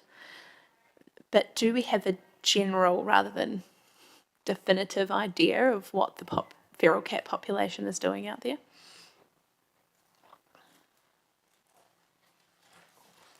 So what we've been doing in the last, particularly this calendar year, is move from into more digital monitoring using cameras, and there's been some work done around using AI to identify what those cameras are picking up as well. So we have some early indications that on the margins of the Turitea forest, cats and mustelids are a problem. The reserve, as you'll probably be aware, is surrounded by farmland. It's essentially unmanaged, and so from a predator point of view, that is to say, so there's no trapping. So we are having, we're seeing signs that there are not inconsiderable numbers of ferrets, stoats and cats that live on the adjacent farmland that penetrate into the forest, whereas the rat and possum numbers that we've controlled are extremely low. So we have some early indications that there are some issues on the edge, but we're working over the next probably 3 months that we'll be able to have a more systematic answers, which would be incorporated into the report that was ultimately returned from this work. Excellent. So we might have a better idea going forward, Yes. potentially. Well, and one that's comparable to other sites across the country that's been conducted in a way that's, with a consistent methodology and so on. Yeah. Okay, brilliant. Thank you. Do we have, I'm aware that the cats pose a threat to the ground species of birds like kiwi and weka, but are they posing a notable threat to other bird species? Or we just don't know yet? So if you look at I'm afraid I don't have it here, but the data that we have of the species that are currently in the reserve, that the cats may be acting as a limiting factor on the population, but that primarily the rat control, the control that we do have within the reserve on mustelids, possums, has seen that kind of headline figure that's quoted around. We have seen about a 10 to 15-fold increase in the number of native birds up there, particularly around Tui, Kereru, Popokatea. So what I'm saying is they will undoubtedly be having some impact, but in the main, the work that Council's done over the last 20 years has been effective in protecting the birds that are there. Brilliant. Thank you. That's very helpful, Mr. Chair. Councillor Naylor. Thank you. Apologies if I'm repeating questions that have already been asked, but I'm just really struggling to understand what lies in our responsibility as council versus what's DOC's responsibility. If we don't do this work, what happens? So, through you, Mr. Chair, this report is a response to a request from this committee or a resolution from this committee around wanting advice about what the future might look like. DOC has, if DOC will not do anything in the reserve. It has no operations in the reserve. There is no indication that it will anytime soon.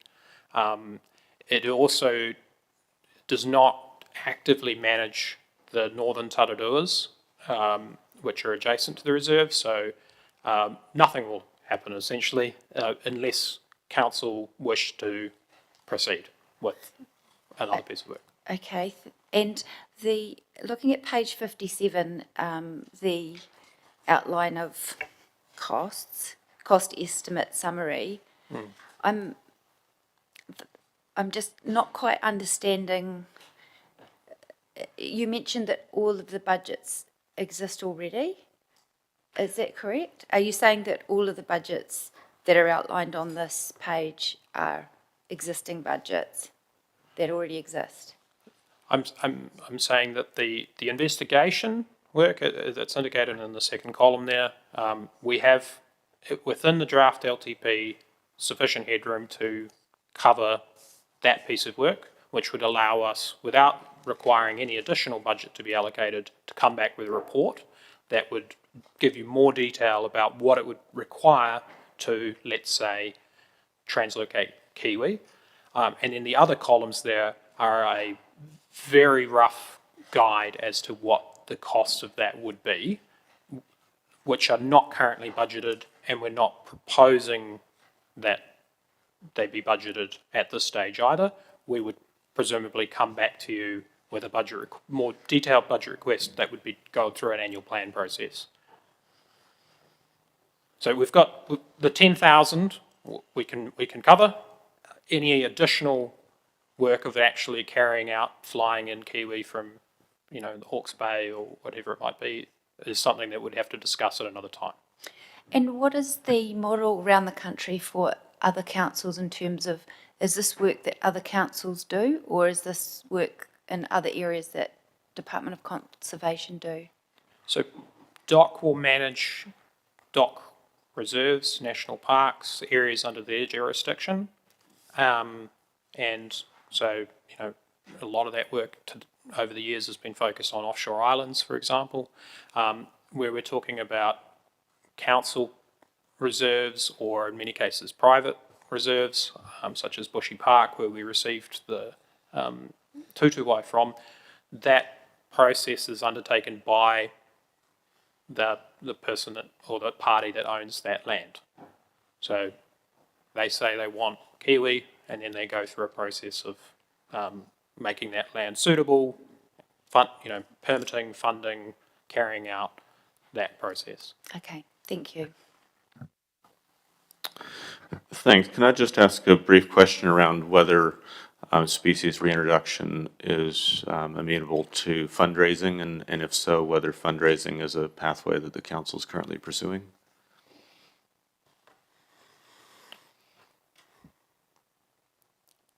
So we were able to carry out the Tutuwai translocation at minimal cost to ratepayers, thanks to some partnerships that we had. There was a significant amount of money that MB made available to Massey to study Tutuwai translocations, and through our existing network we were able to sort of put two and two together there, meaning that the post-release monitoring, for example, was very low cost. Fundraising certainly does happen in these translocations, but given that we're only just at the beginning of the conversation, haven't done any work as to what the feasibility of and what would what work might be required in order to get to the point where we could even begin permitting. Let's say, for example, advice is that given the habitat, Kōkako, you need rat numbers significantly lower. That would presumably have to involve some capital investment and so on. I'd say we're not at the stage yet where we're ready to talk about fundraising. But when we get to that stage, would we be? Sure. Great, thank you. Also want to just ask around the potential for kind of stacking these, so doing 2 or 3 species at once, or is it always going to be kind of a one species at a time kind of game?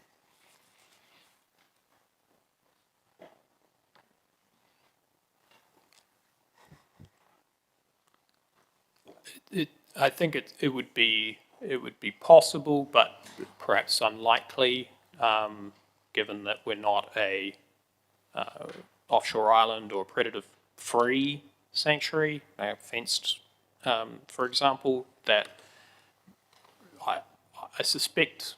So there would be some synergies, but I'm not sure how comfortable DOC, Rangitane, the donating iwi, would be to have attention split in that regard and to increase kind of risk. Great, thank you. No further questions. Thanks, Adam. Thanks, Sabrina. Moves us to recommendations. There's 2 recommendations now on the screen, thanks to Councillor Johnson. Just checking, Councillor, would you be happy to move both? Yes, that's fine, thank you. Great, thank you. So the 2 recommendations are that first, the committee received the memorandum titled Update on Opportunities for Native Species Reintroductions in the Turritia Reserve, presented to the Sustainability Committee 22 May 2024, And secondly, that council endorses the investigations into the feasibility of future transactions. Those are moved by Councillor Johnson. Is there a seconder in the room? Councillor Hancock. Councillor Johnson, yours to speak.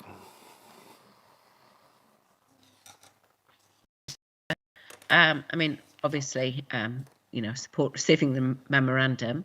I think the officers made it clear that they needed some direction as to whether we endorse the investigation into future translocations. And I think at this stage, given that the budget is there for that investigation, that it would be useful to proceed with it, because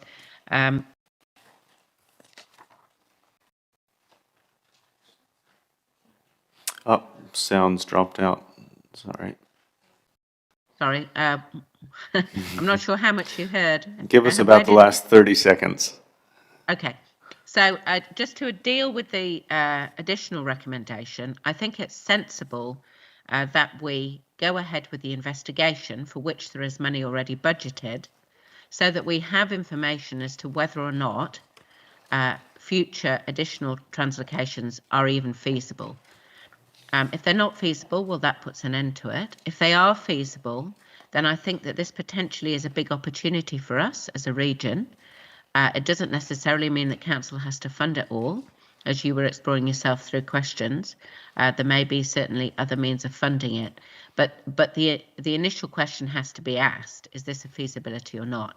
And I was thinking back to the early days of Zealandia, when there was quite a lot of scepticism as to what animals could be re-established and whether or not there would be any benefit to it. Now, when you go to Wellington, you can see kaka on a regular basis. There's a halo effect around the sanctuary, where people that live close by and even further afield now are seeing more native species. And so I think, it would be wise for us to take a long-term view on this, to think about what might be able to be achieved in the longer term, and to at least do this small investigation that's already been planned. So I'd ask for your support on this. Thank you. Thanks. Councillor Naylor. Thank you. I can't support the second recommendation.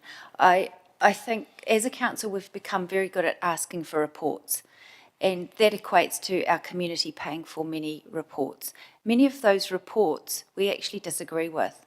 I think there's enough information in this paper that tells me that, yes, while the investigation is budgeted, there's $320,000 worth of potential translocation costs there. There's $780,000 worth of post-release monitoring there if we were to proceed with the species that are outlined in this report. Last week we heard the community urging us to focus on core business and essential work. I guess for me this is the Department of Conservation responsibility. I don't think this is an area that we should be investing in at this time.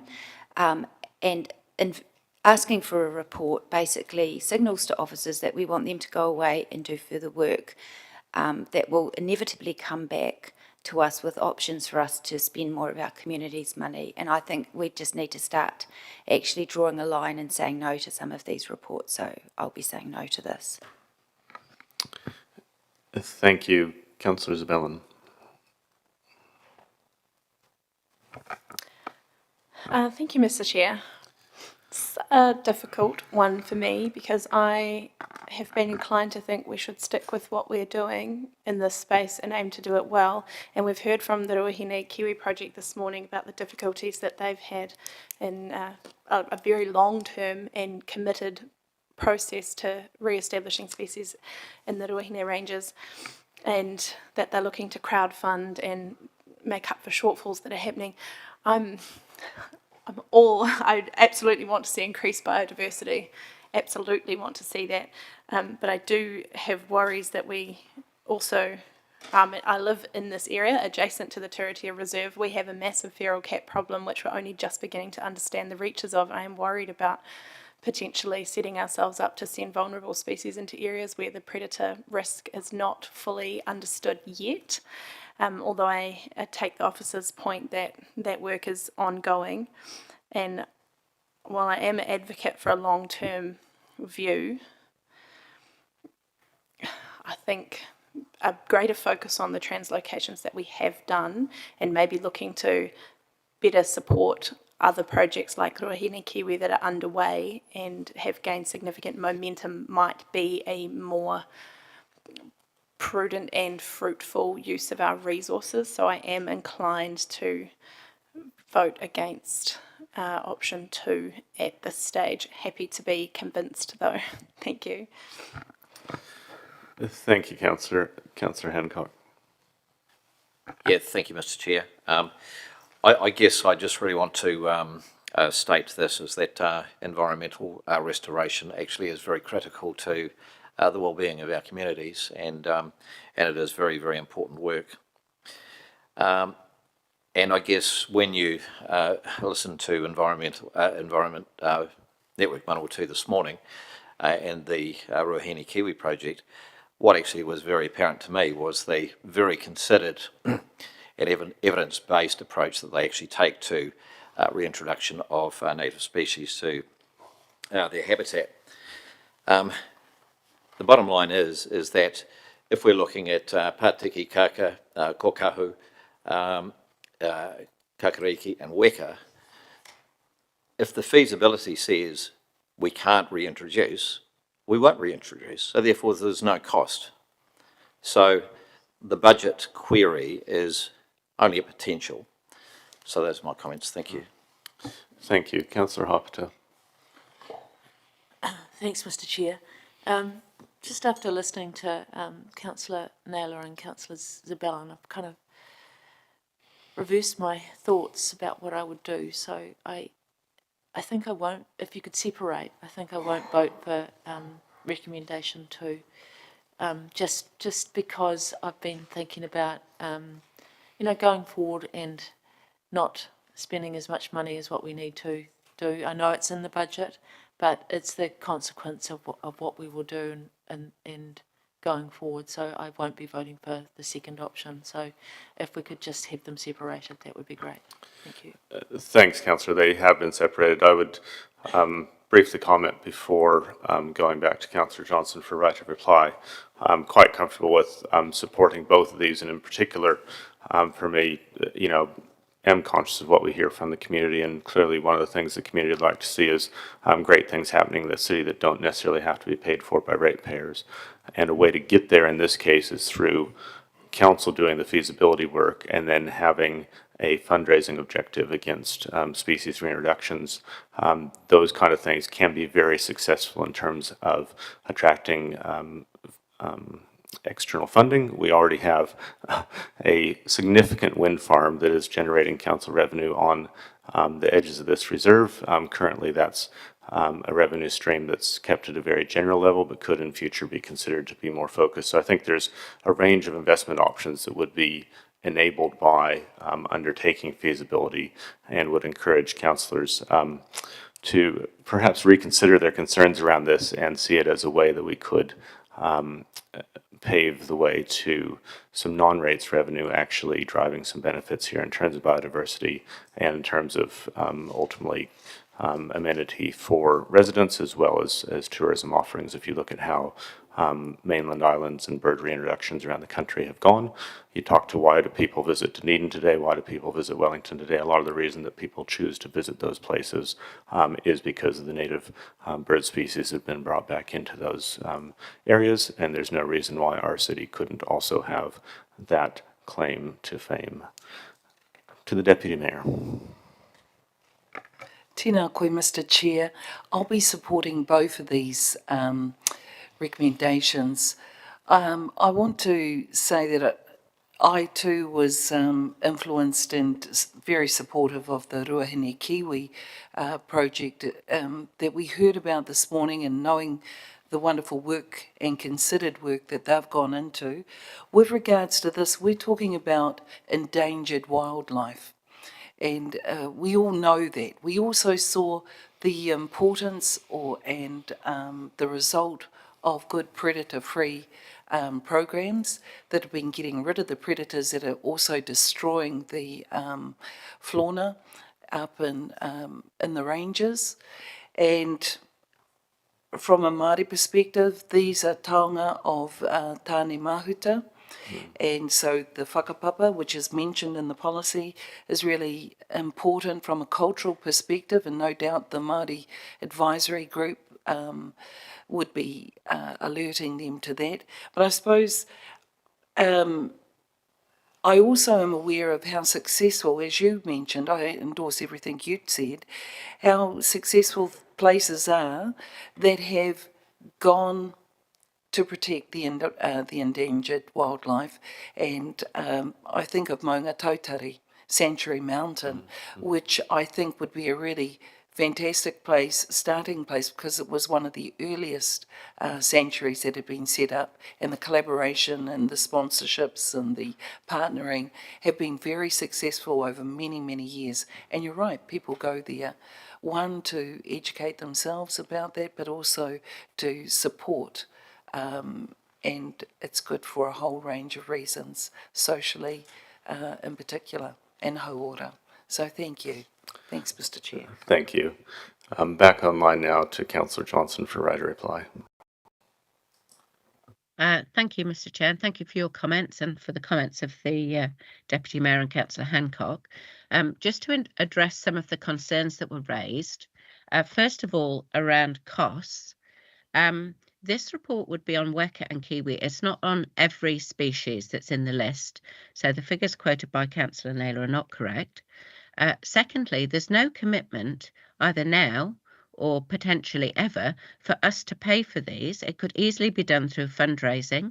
We saw ourselves how successful fundraising was around wild-based recovery. And earlier in the morning, we were all very enthusiastic about the Ruahine Kiwi project and saying how exciting it was. That project is a long way from Palmerston North. This is a project that would be on our doorstep, and I can't see that it's somehow less exciting because of that. So I'm finding some of the views expressed not very consistent, to be honest. In terms of comparing us to the Ruahine Kiwi project, in terms of longevity, we've been doing predator control in the Turitea for decades now. This is not just an overnight project. Some councillors may not be aware of that. And it's not an either or. It's not either we support Ruahine Kiwi or we support this.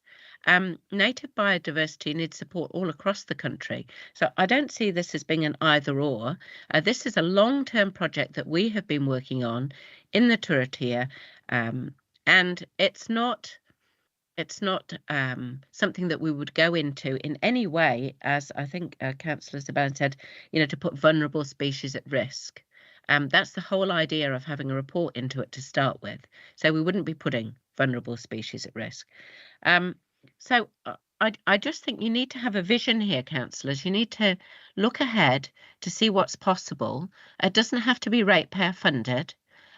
We're talking about $10,000 that's already in the budget for an investigation. I just think it would be quite short-sighted to vote against this at this point. Thank you. Thank you, Councillor. We'll call for a vote first on recommendation 1.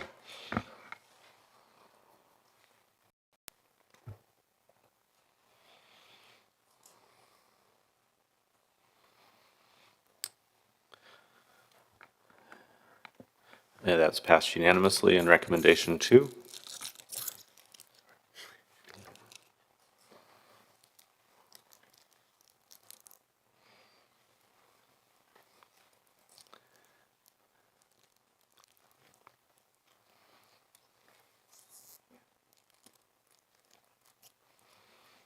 That's passed 7 votes for, 3 against.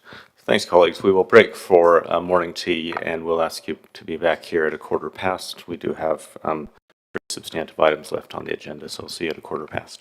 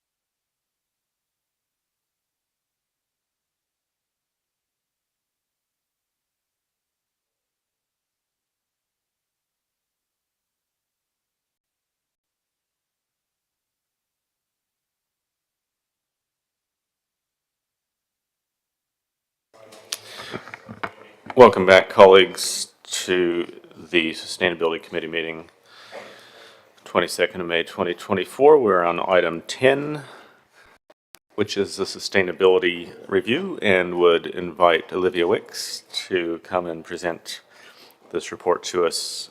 Thank you. Olivia, over to you. Good morning. I guess I'm pleased to show you the sustainability review, which sums up, I guess for those of you who weren't here for the past two editions, it came about as a way of talking about what council does in the sustainability space and to highlight that more. So the first edition came out around 6 years ago. The last one was 2 years ago, and in that one we made the move to put more of what our community, our partners, our stakeholders were doing in that space as well. And this edition builds on that. I guess just in terms of this document, Environment Network, our sector leads have had a look over it, and so has Rangitane. Next steps, I guess, is releasing it to the public, giving copies to our stakeholders, groups, schools, etc., doing media and social media, both of the stats but also the stories within it. And that I mentioned in the report that in the next edition in a couple of years, we'll look to work more closely with E&M now that they're confirmed as the sector lead partner in producing the report. But yeah, happy to take any questions. Great, thanks, Liv. Maybe just a question to kick off for me in terms of looking to that next report and what you might see as opportunities if we were to want to get a little bit more statistical for people that like kind of numbers and indicators and those kind of things. Like, is there I guess, a potential rationale around kind of balancing up some of that storytelling with some kind of a bit more fact sharing? Yeah, and when we got feedback after the last edition, people liked the balance between the stories and the facts. So I think having that balance is good. I guess where the data collection is hard is that, especially when you're looking at different areas, that data is collected in different time frames. So for example, this edition here, you now have the new waste assessment data in there. But the last time we had that data was 2 editions ago, so just because of the cycle about how we collect data, transport again is based on the census data. I guess working with Adam and Julie's teams to see how we could put some other indicators in, yeah, if you've got ideas. Great, thank you. Councillor Hapata. Thanks, Mr. Chair. Thanks, Lib.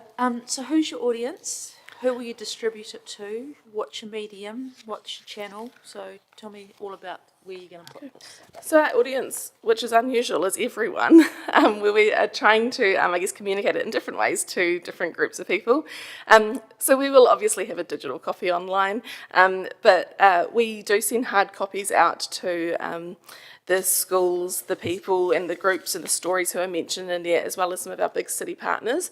And they especially ask for hard copies because they said it's good things to have sitting in like waiting rooms and staff rooms where people will actually flick through it, whereas if they get sent a link, they, bookmark it and then never go back to look at it again. We promote it. We'll be doing, we've got a media release, media stories, a lot of social media, and we've done a lot of work with some schools during the LTP, so working, giving them as another reminder of what we're doing and, going and talking So about how that. much does it cost to produce? It's just staff time. So it doesn't. Oh, I pay for printing, and I think I have about a $500 budget for printing some hard copies, but other than that, it's all done by my team. Okay. Yeah. Okay, thank you. Thank you, Mr. Chair. Yep. Brilliant. Thanks, Liv. There don't seem to be any further questions, so thank you for the hard work done to date. Colleagues, we have now 2 recommendations on the screen. First, that the committee receive the Sustainability Review 2024 presented to the Sustainability Committee on 2024 as per the papers, and an additional recommendation that the Chief Executive provide the Sustainability Committee with options to enable inclusion of organizational and community-wide sustainability indicators in the 2026 Sustainability Review.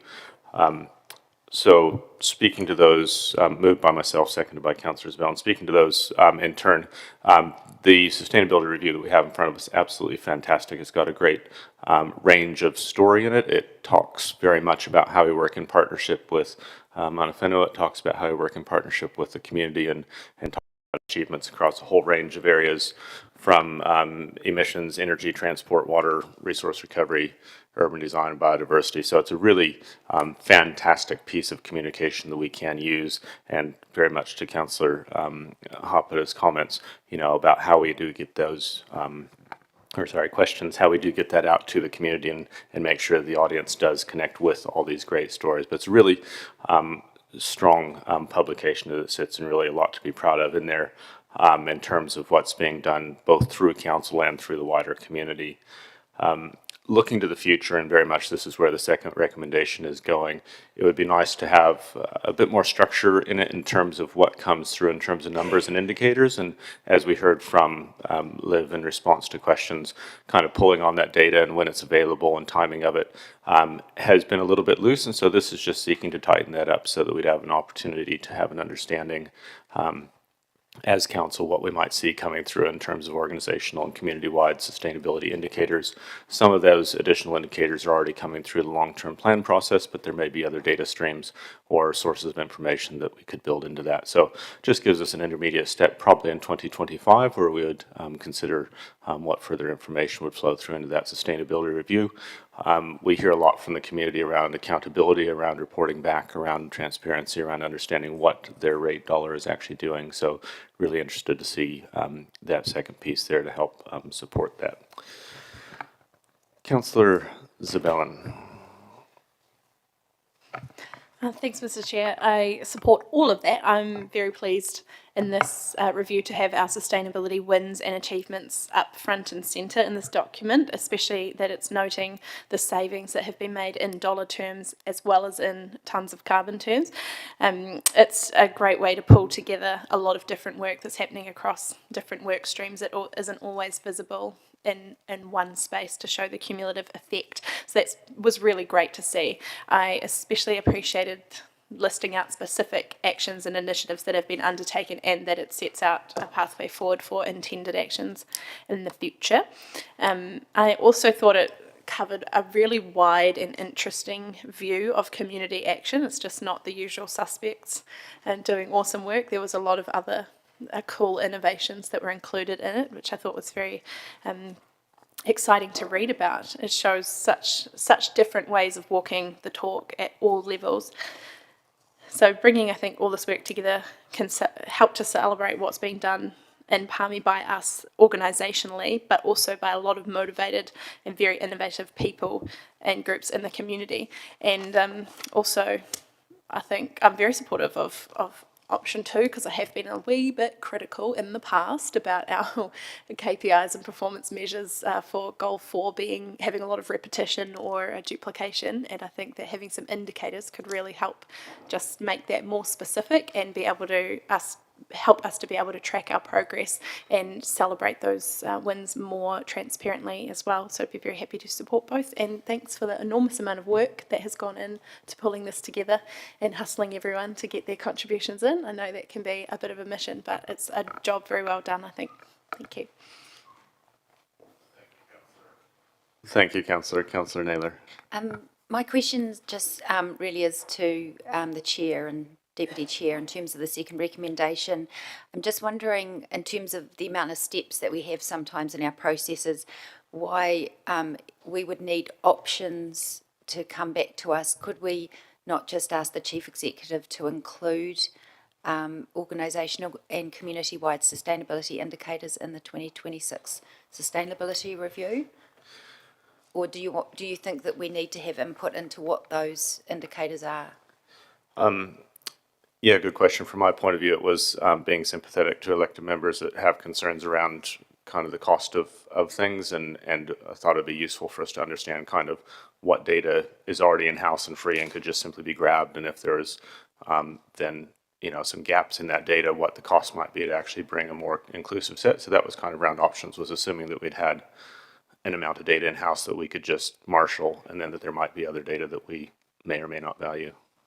Okay, so perhaps my question might go to the staff then in terms of what we currently collect, or perhaps it is to you, Mr. Chair. Are you asking for inclusion of data that we already collect, or are you asking for inclusion of data that we don't yet collect? I'm asking for options. Okay. Okay, thank you. Yep. Councillor Hoppita. Mr. Chair. This is just a statement of subtlety. And should it say that this is a publication of Palmerston North City Council?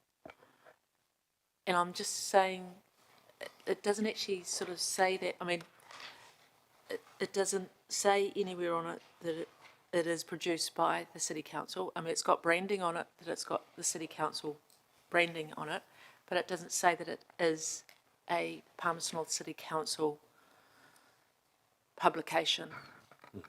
So I'm just thinking someone that would pick it up if they were sitting in a dental surgery or in a doctor's office might not know what Environmental Sustainability Review 2024, even though that's got the branding on it. Just a point of clarification. It's just a subtlety if it just sort of says that this is Palmerston North City Council. So that just my comment, I'm just putting it there, and I'll just leave it there for interpretation. Thank you. Thank you, Councillor. Noted.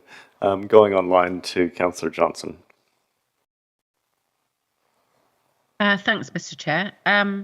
Yes, I'd just like to echo everybody else's comments. This is a great piece of work, and I think it's a really nice balance between some beautiful visuals, actually, the infographics, the data, and then the storytelling. So big thank you and acknowledgement to staff who've produced it. I think it's a fabulous piece of work. Just a couple of comments. One is that I will draw elected members' attention to page 73 of our additional agenda and a separate cover, but it's page 70 of the review itself, where it talks about the predator control that we've had in the Turitea Reserve since 2003, and how the Kereroo population has multiplied by approximately 15 times and Tui populations approximately 25 times their pre-control numbers. Just ask you to consider that perhaps in the light of the previous paper that we discussed. The other comment that I have is that and I've mentioned this before, is that I would like to see us using te reo names for Indigenous birds. I'm absolutely fine if we need to have an English translation after it, but I think when we're talking about Indigenous biodiversity, we should use the Indigenous names. So whilst we're doing quite well for Kereroo and Tui, although we haven't quite got all the macrons on Tui yet, I think that we should have the te reo names for bellbird, rifleman, and so on. So please, I think that's very important in terms of their cultural significance to Māori, as the Deputy Mayor commented on the previous item. But, it's just a small point. Generally, I'm very happy with it. And I hope that different stories and data and pictures from it can be used over the next year or so to really tell the story of what I think is a good news story about gains in sustainability that we're having in the city. So well done. Thank you. Thank you, Councillor.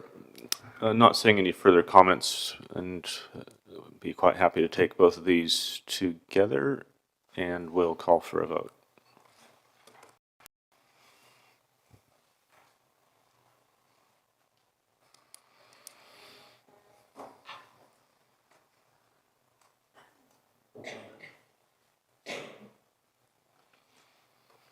That's passed 10 votes for, none against.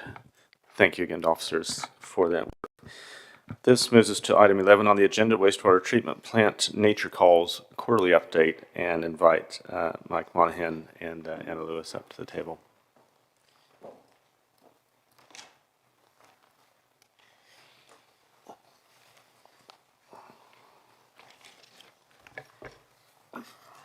Tēnā koutou katoa.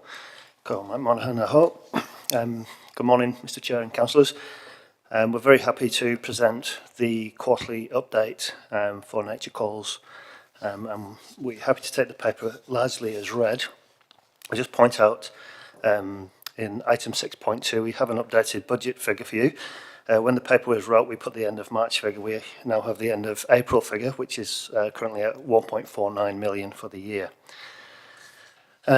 Councillors will see through the theme of the report that this quarter was largely focused on responding to the 205 technical questions for Section 92 from Horizons. So with that, we're very happy to take questions. Great, thank you both. Councillor Naylor. Thank you. Just a couple of questions from me. Page 68, it mentions there, in terms of the dye testing that is described in the report, it says that this is a requirement for the consent application. I'm just wondering, given how, the treated water is treated to such a high quality, why does it matter where and how it mixes with the rest of the water? So I'll have a little go at this first, and Anna can perhaps fill in the details. We still have to measure and report on the impacts on the receiving waters and the receiving environment. So it's still critical that we both model and do the in-river testing so that we can answer the questions to Horizons on what the long-term effects of a discharge to the receiving environment might be. Okay, thank you. And just the other question was page 72 talks, where is it? Where is it? Oh, here. The talking about going 100 metres upstream, it said the logistics of building upstream would be tricky. Extra engineering would need to be completed. When you say tricky, does that mean more expensive? Difficult to say at this stage. I think by tricky what we were referring to there is the true right bank 100 metres upstream from the original proposed location. Is the topography is very different. It's a very steep-sided bank with it's a little bit more difficult to access, so probably some more engineering will be required. Okay, and just the final question relates to the budget that you mentioned is now 1.49 to the end of April, and the allocated budget was 3 million for this year. Do you have an expectation of, would we be safe to assume that that will be underspent for this financial year? We're proposing there'll be savings in that budget this year. Lovely, thank you. Great, thanks. Couple questions. Just interested how we are tracking towards getting all those questions answered by the end of June. Yeah, we're confident with all the questions that we can control. So 99% of them. They're still we're still working with our iwi partners on the CIA response, which is a little bit out of our control. So is that working? The rest of the questions we're confident that we'll have ready to respond by that date. Great, thank you.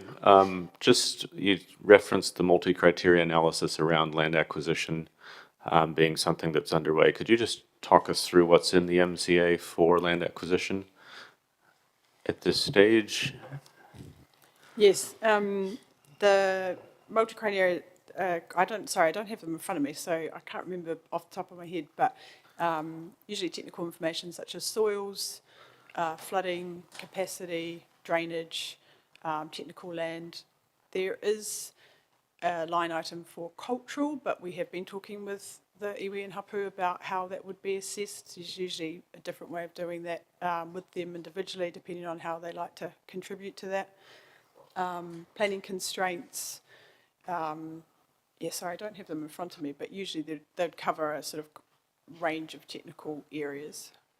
Thanks. So I guess, does it then address as well the kind of willing buyer, willing seller side of things, or is it more just a technical assessment of the potential feasibility of a parcel?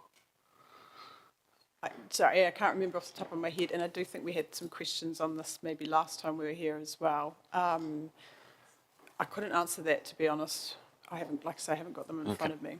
Yeah, that's all right, thanks. And finally, just around the cost looking ahead in 6.4, there was some commentary around the 647 million.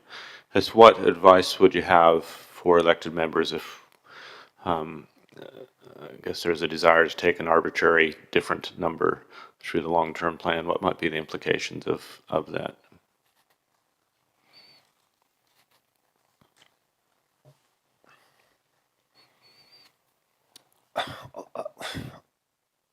My response to that question would be, it depends what the number might be. We don't have, we're at the early stage of a consensus issued yet, and this figure was arrived at through expert advice around, what we might need to build and what land we might need to buy and how we might get the water to there. So yeah, if we come with a different figure, we might need to potentially challenge the scope or have see what that might mean. So I guess, has there been any assessment around how much that number could change before we'd start to feel significantly vulnerable around consentability?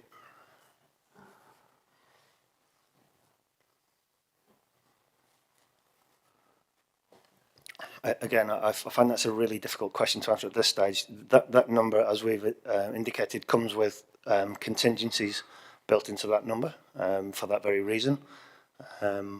Yeah, so unless anybody else in the room has got a better idea, that's probably what I've got to answer. Okay. Excellent, thank you. I'm not seeing any further questions, so thank you both for the report, and welcome to resume a seat in the gallery.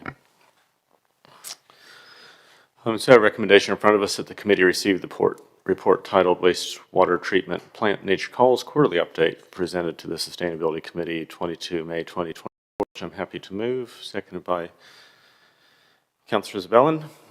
And thank you, Mike, and Anna, for the report and for the answers to questions there. Really important that we do keep a focus on the deadlines that are approaching, both in terms of those questions and getting through as many of those answers as we can to a high standard for Horizons consideration. Really pleased to see the efforts that are going into continued community engagement and technical work behind the scenes. It's really nice to see some of that coming through and reporting here so that we can get some insight into some of those technical aspects that are currently underway. And looking ahead, very much a focus around consentability, timeliness, and continuing to push for what we can do by way of securing something that is financially viable for the community, as well as delivering the outcomes. So wish you well on the journey ahead. Thank you again for the report. Not seeing any further comments, we will call for a vote.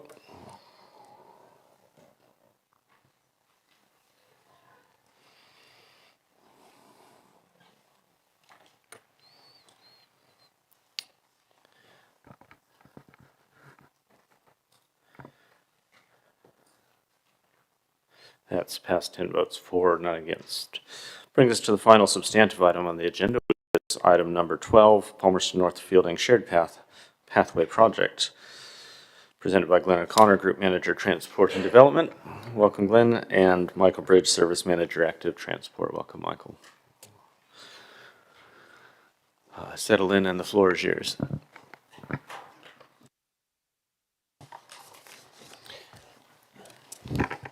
Thank you, Mr. Chair, councillors.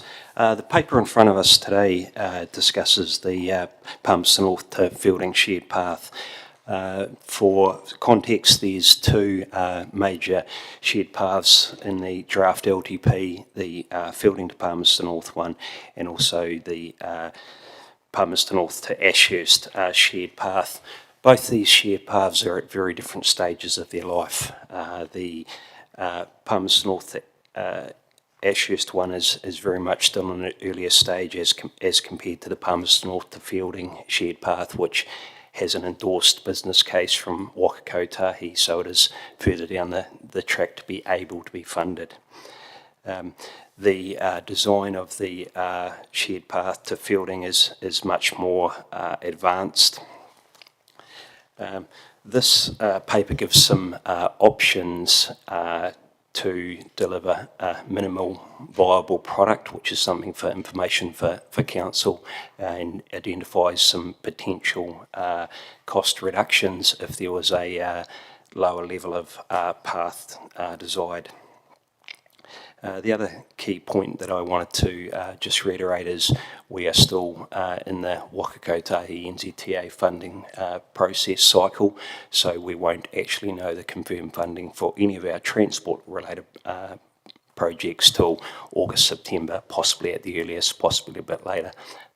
Officers will circle back to council once we've had that funding confirmed with any implications or changes to the requested funding levels. Happy to take any questions on the paper. Great, thank you. Glenn, first questions from Councillor Hopata. Thank you. Thanks very much. With the pathway to Fielding, with the pathway to Ashurst, there's still land acquisition to go on for that pathway, is there not? Yes, there is. So that's what's obstacles to that pathway. It's one of the issues we need to work through for that pathway. How many properties would there be?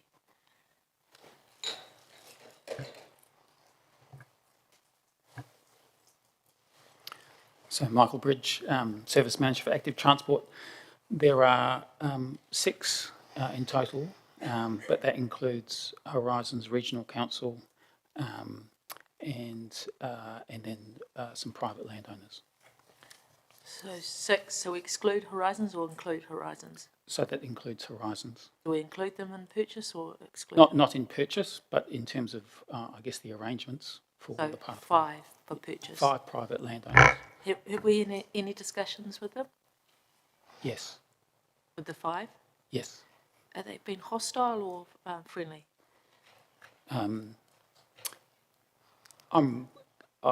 I can certainly go into detail. I'm not sure whether it's through the chair, whether it's possible for me to go into any details about the individual state of negotiations That's with fine. the landowners. No, I just wanted to ask that question, so that's why it's only in early stages. Yep. With the Fielding to Bunnythorpe, is there any land purchases there, or is that all done and dusted?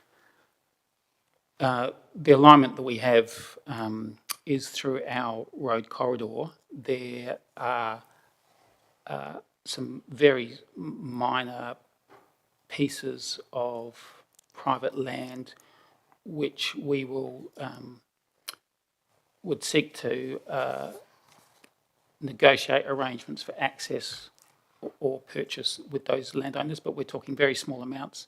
But the project is deliverable without doing that if those landowners don't want to provide that land. Have they been budgeted for in this budget? That would be covered in the contingency. We're talking about minuscule pieces of land, a few square metres here, a few square metres there, not anything substantial. Thank you. Thank you for that. Thanks, Mr. Chair. Thank you. Councillor Naylor. Thank you. My question just relates to the timing of the Waka Kotahi funding for all I think you said all transport projects don't get confirmed till August or September. Is that correct? That's the indications we're getting. Okay. That time may change, and that's really in Waka Kotahi's court. Yep. So my question is, what is the assumption that officers are taking in terms of the programs? So, for example, are you starting to implement programs in July and August before Waka Kotahi funding is confirmed or not confirmed? And then if a program has been started and it's not co-funded by Waka Kotahi, is the assumption that council has to stump up the rest if it's been started, or how are you dealing with that challenge? In summary, we were doing design, we were doing investigation on projects. We are working through that to secure what we need for the project to carry on.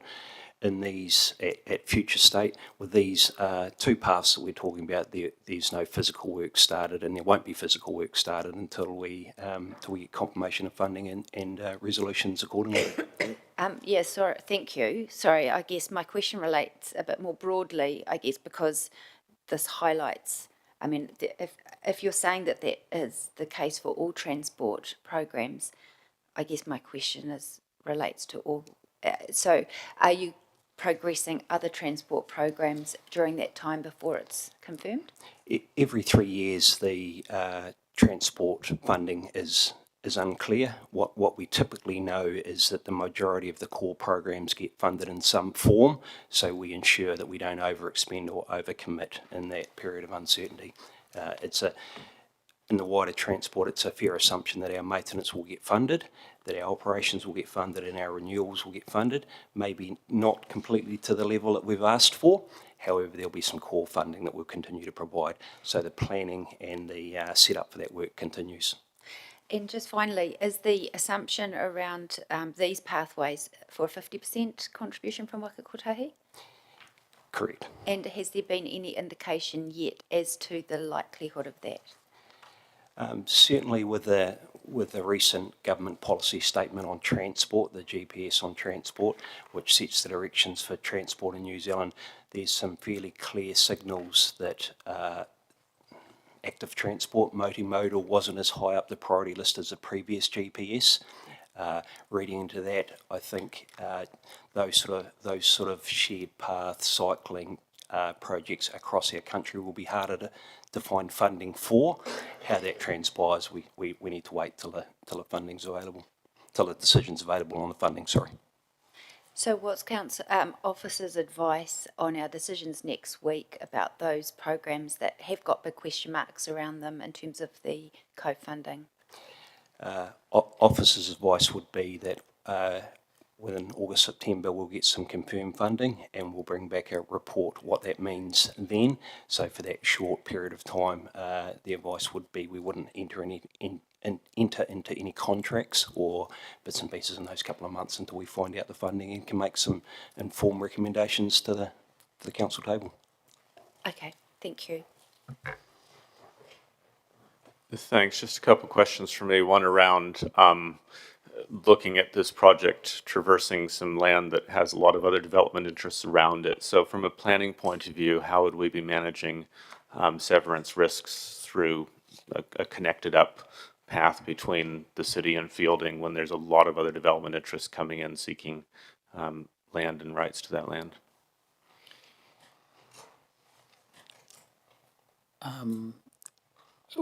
The corridor that we'd be using is our existing paper road corridor or existing road corridor. I'm not aware of any land that's currently tagged for development other than I guess the northeast industrial area where the Kiwi Rail Hub is being developed and some other developments on the other side of Railway Road. But that doesn't affect the alignment of the Palmerston North Fielding pathway or the land. It doesn't constrain the land that we need or have access to implement the pathway. So we have every certainty that we've got the land, regardless of what happens development-wise around Kiwi Rail or anything else? Today, yes. Yes. We can certainly say today that we are very confident that we have access to the necessary land to complete the Palmerston North Fielding pathway, yes. Thanks. Can I ask too around, as I understand this is proposed to stage out over 4 years, is that? And then another 3 years towards the end of the long-term plan, so a total of 7 years of delivery? The first 4 or 5 years will be required to deliver the minimum viable product, which is the connected sections, so the pieces that are missing. That's correct. And based on what's in the existing LTP, the long-term plan, we've phased implementation across both projects so that they can be delivered within the next LTP. And so prioritising the first 4 or 5 years on the Palmerston North Fielding pathway and those first 4 priority sections. which will create the minimal viable product, but finishing off at the back end of the LTP to complete the other sections which are less priority.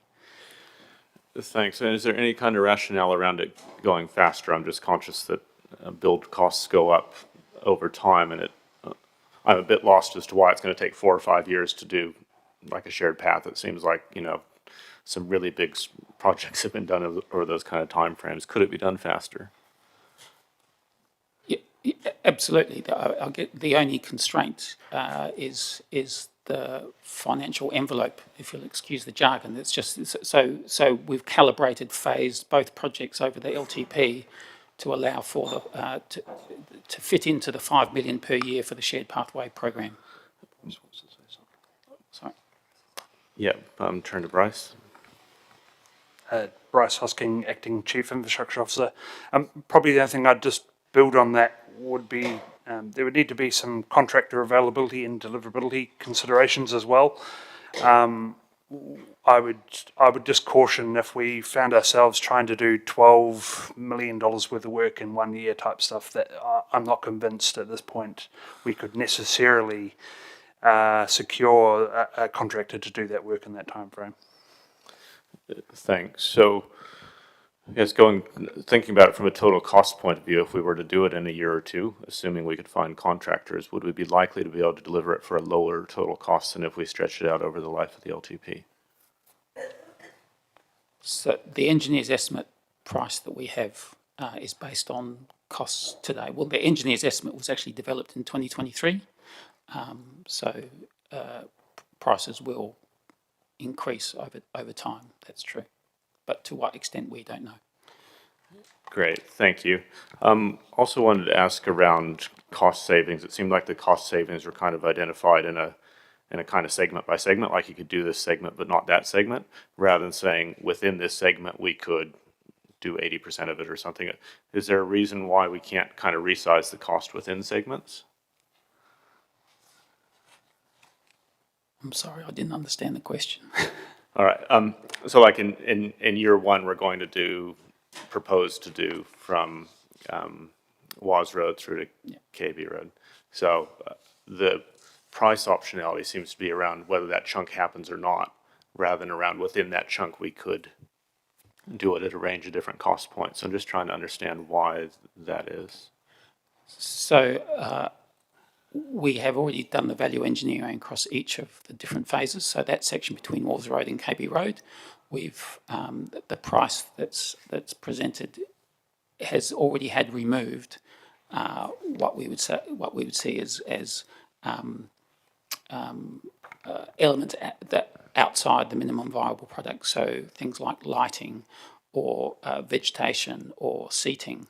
And so we would implement those as and when funding would be available. But to deliver the basic core, we've already stripped out, which is those first 4 or 5 years and the 13.2 million. That is the very basic pathway option. Great, thank you. Councillor Hancock. Yeah, thank you, Mr. Chair. Just a very quick question. The shared pathway follows the Te Aroa Trail.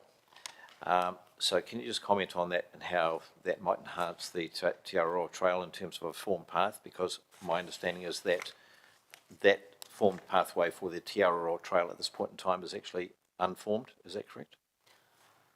It's pretty rough and ready. It's just exists as a single walking path that you need good sturdy boots. It's a few centimetres wide in some places, and it just traverses up and down some really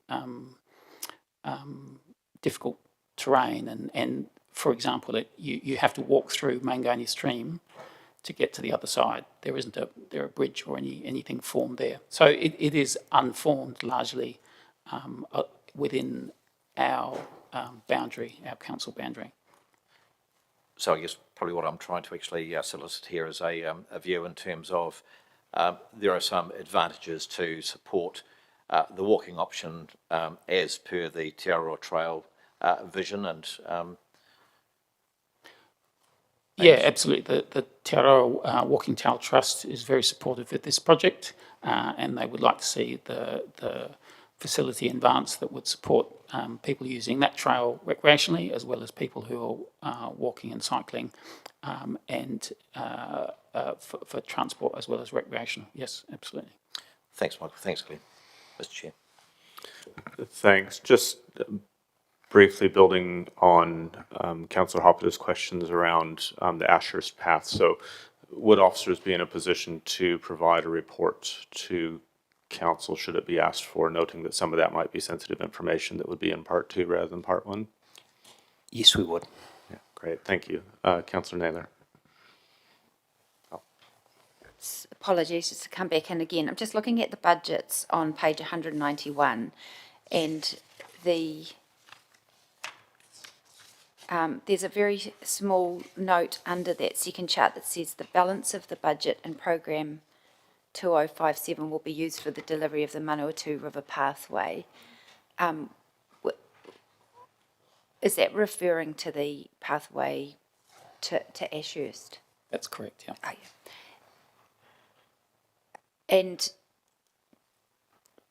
And whereabouts are the costings? Have we got the costings for that anywhere? Or is it just the difference between, where would we find the costings for that? So we do have the costings, but they aren't part of today's report, but we can I bring see. those in the next report. But you're correct in the assumption that that is the balance of the 5 million shared pathway program per year. So it's the difference. Less the cost of per year that's there for the Palmerston North Fielding pathway. So like 27 million. So the difference between 50 million and 22.73 million. So are we saying that's 27 million for that pathway? So we can bring the details of the budget in the next report, but it is around that price point, yes. Okay, thank you. Councillor Zabellin. Thanks, Mr. Chair. Tēnā kōrua. Just picking up on the Te Araroa Trail and the trust there, and this might be a bit out of scope for you, so apologies if it is. Is there any potential for collaboration with the trust for some of the landscaping and placemaking items that we've said would be more incrementally delivered? I know that they've done similar things to other areas of the trail throughout the Palmerston North stretch. So do you think there's any scope to partner with them for some of that vegetation planting or seating, things like that? There is limited scope, and those discussions have already been had, but we're looking at that at some time in the future. Okay. That's great. Thank you very much. Great. Thank you both. That is the end of questions. Thank you for the report. Colleagues, there are 2 recommendations in front of us, the one on the papers and an additional recommendation. The first is that the committee receive the report titled Palmerston North Fielding Shared Pathway presented to the Sustainability Committee on 22 May 2024. And the second is that the Chief Executive report to the Sustainability Committee regards progress on establishing the Riverside shared path from Palmerston North to Ashurst. I'm happy to move those. Seconded by Councillor Zabellin. And we'll open up firstly for any questions around the second recommendation. And if there are no questions around the second recommendation, then any comments that colleagues might have.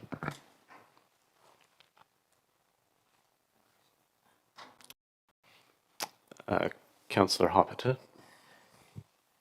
The officers did say that the second recommendation, sorry, I'm just trying to gather my thoughts around that second recommendation, because the officers did say that that was quite a long way away, and there was also 5 landowners that weren't in a position at this stage, as far as we knew, that they weren't in a position to potentially sell their land. So I can't quite see what you're asking. So can you read out the second recommendation again? Thanks.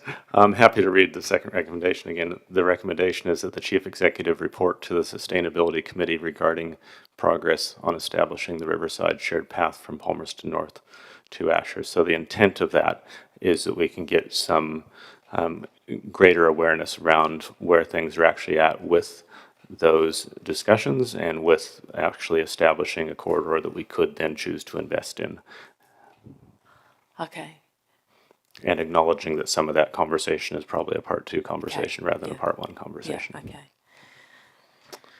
Okay, thank you. You're welcome.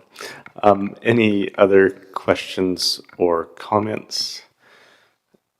Seeing none, I will say thank you to officers for the work to bring us this report around a path where we are feeling the pressure a bit from our colleagues in MDC, who have obviously quite expeditiously done their short part of the path, and acknowledging that it's less technically complex, etc. But there is a real appetite to see this through from members of our community, and appreciate the information around how that can be staged and the commentary around how that might be either accelerated or decelerated through the long-term plan investment decisions and the contingency around Waka Kotahi co-investment coming in there. But I'm sure we're all very much looking forward to the day where we have a more complete shared path network than we do today. So with that, we'll thank officers again and call for a vote.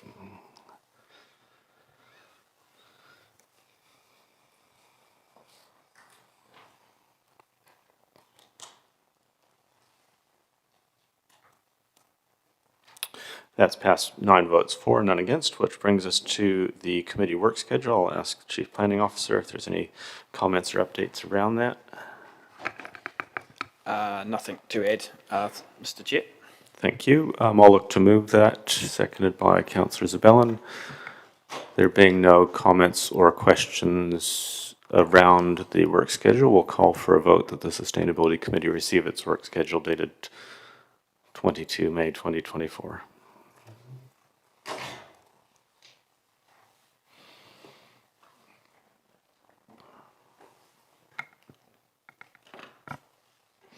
That's passed 9 votes for and none against, which brings us to the closing karakia, and would ask Councillor Naylor to give that.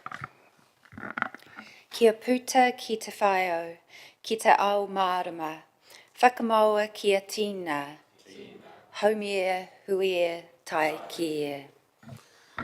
Kia ora, thanks all, and we're breaking now for lunch, back in here for Risk and Assurance at 1 o'clock.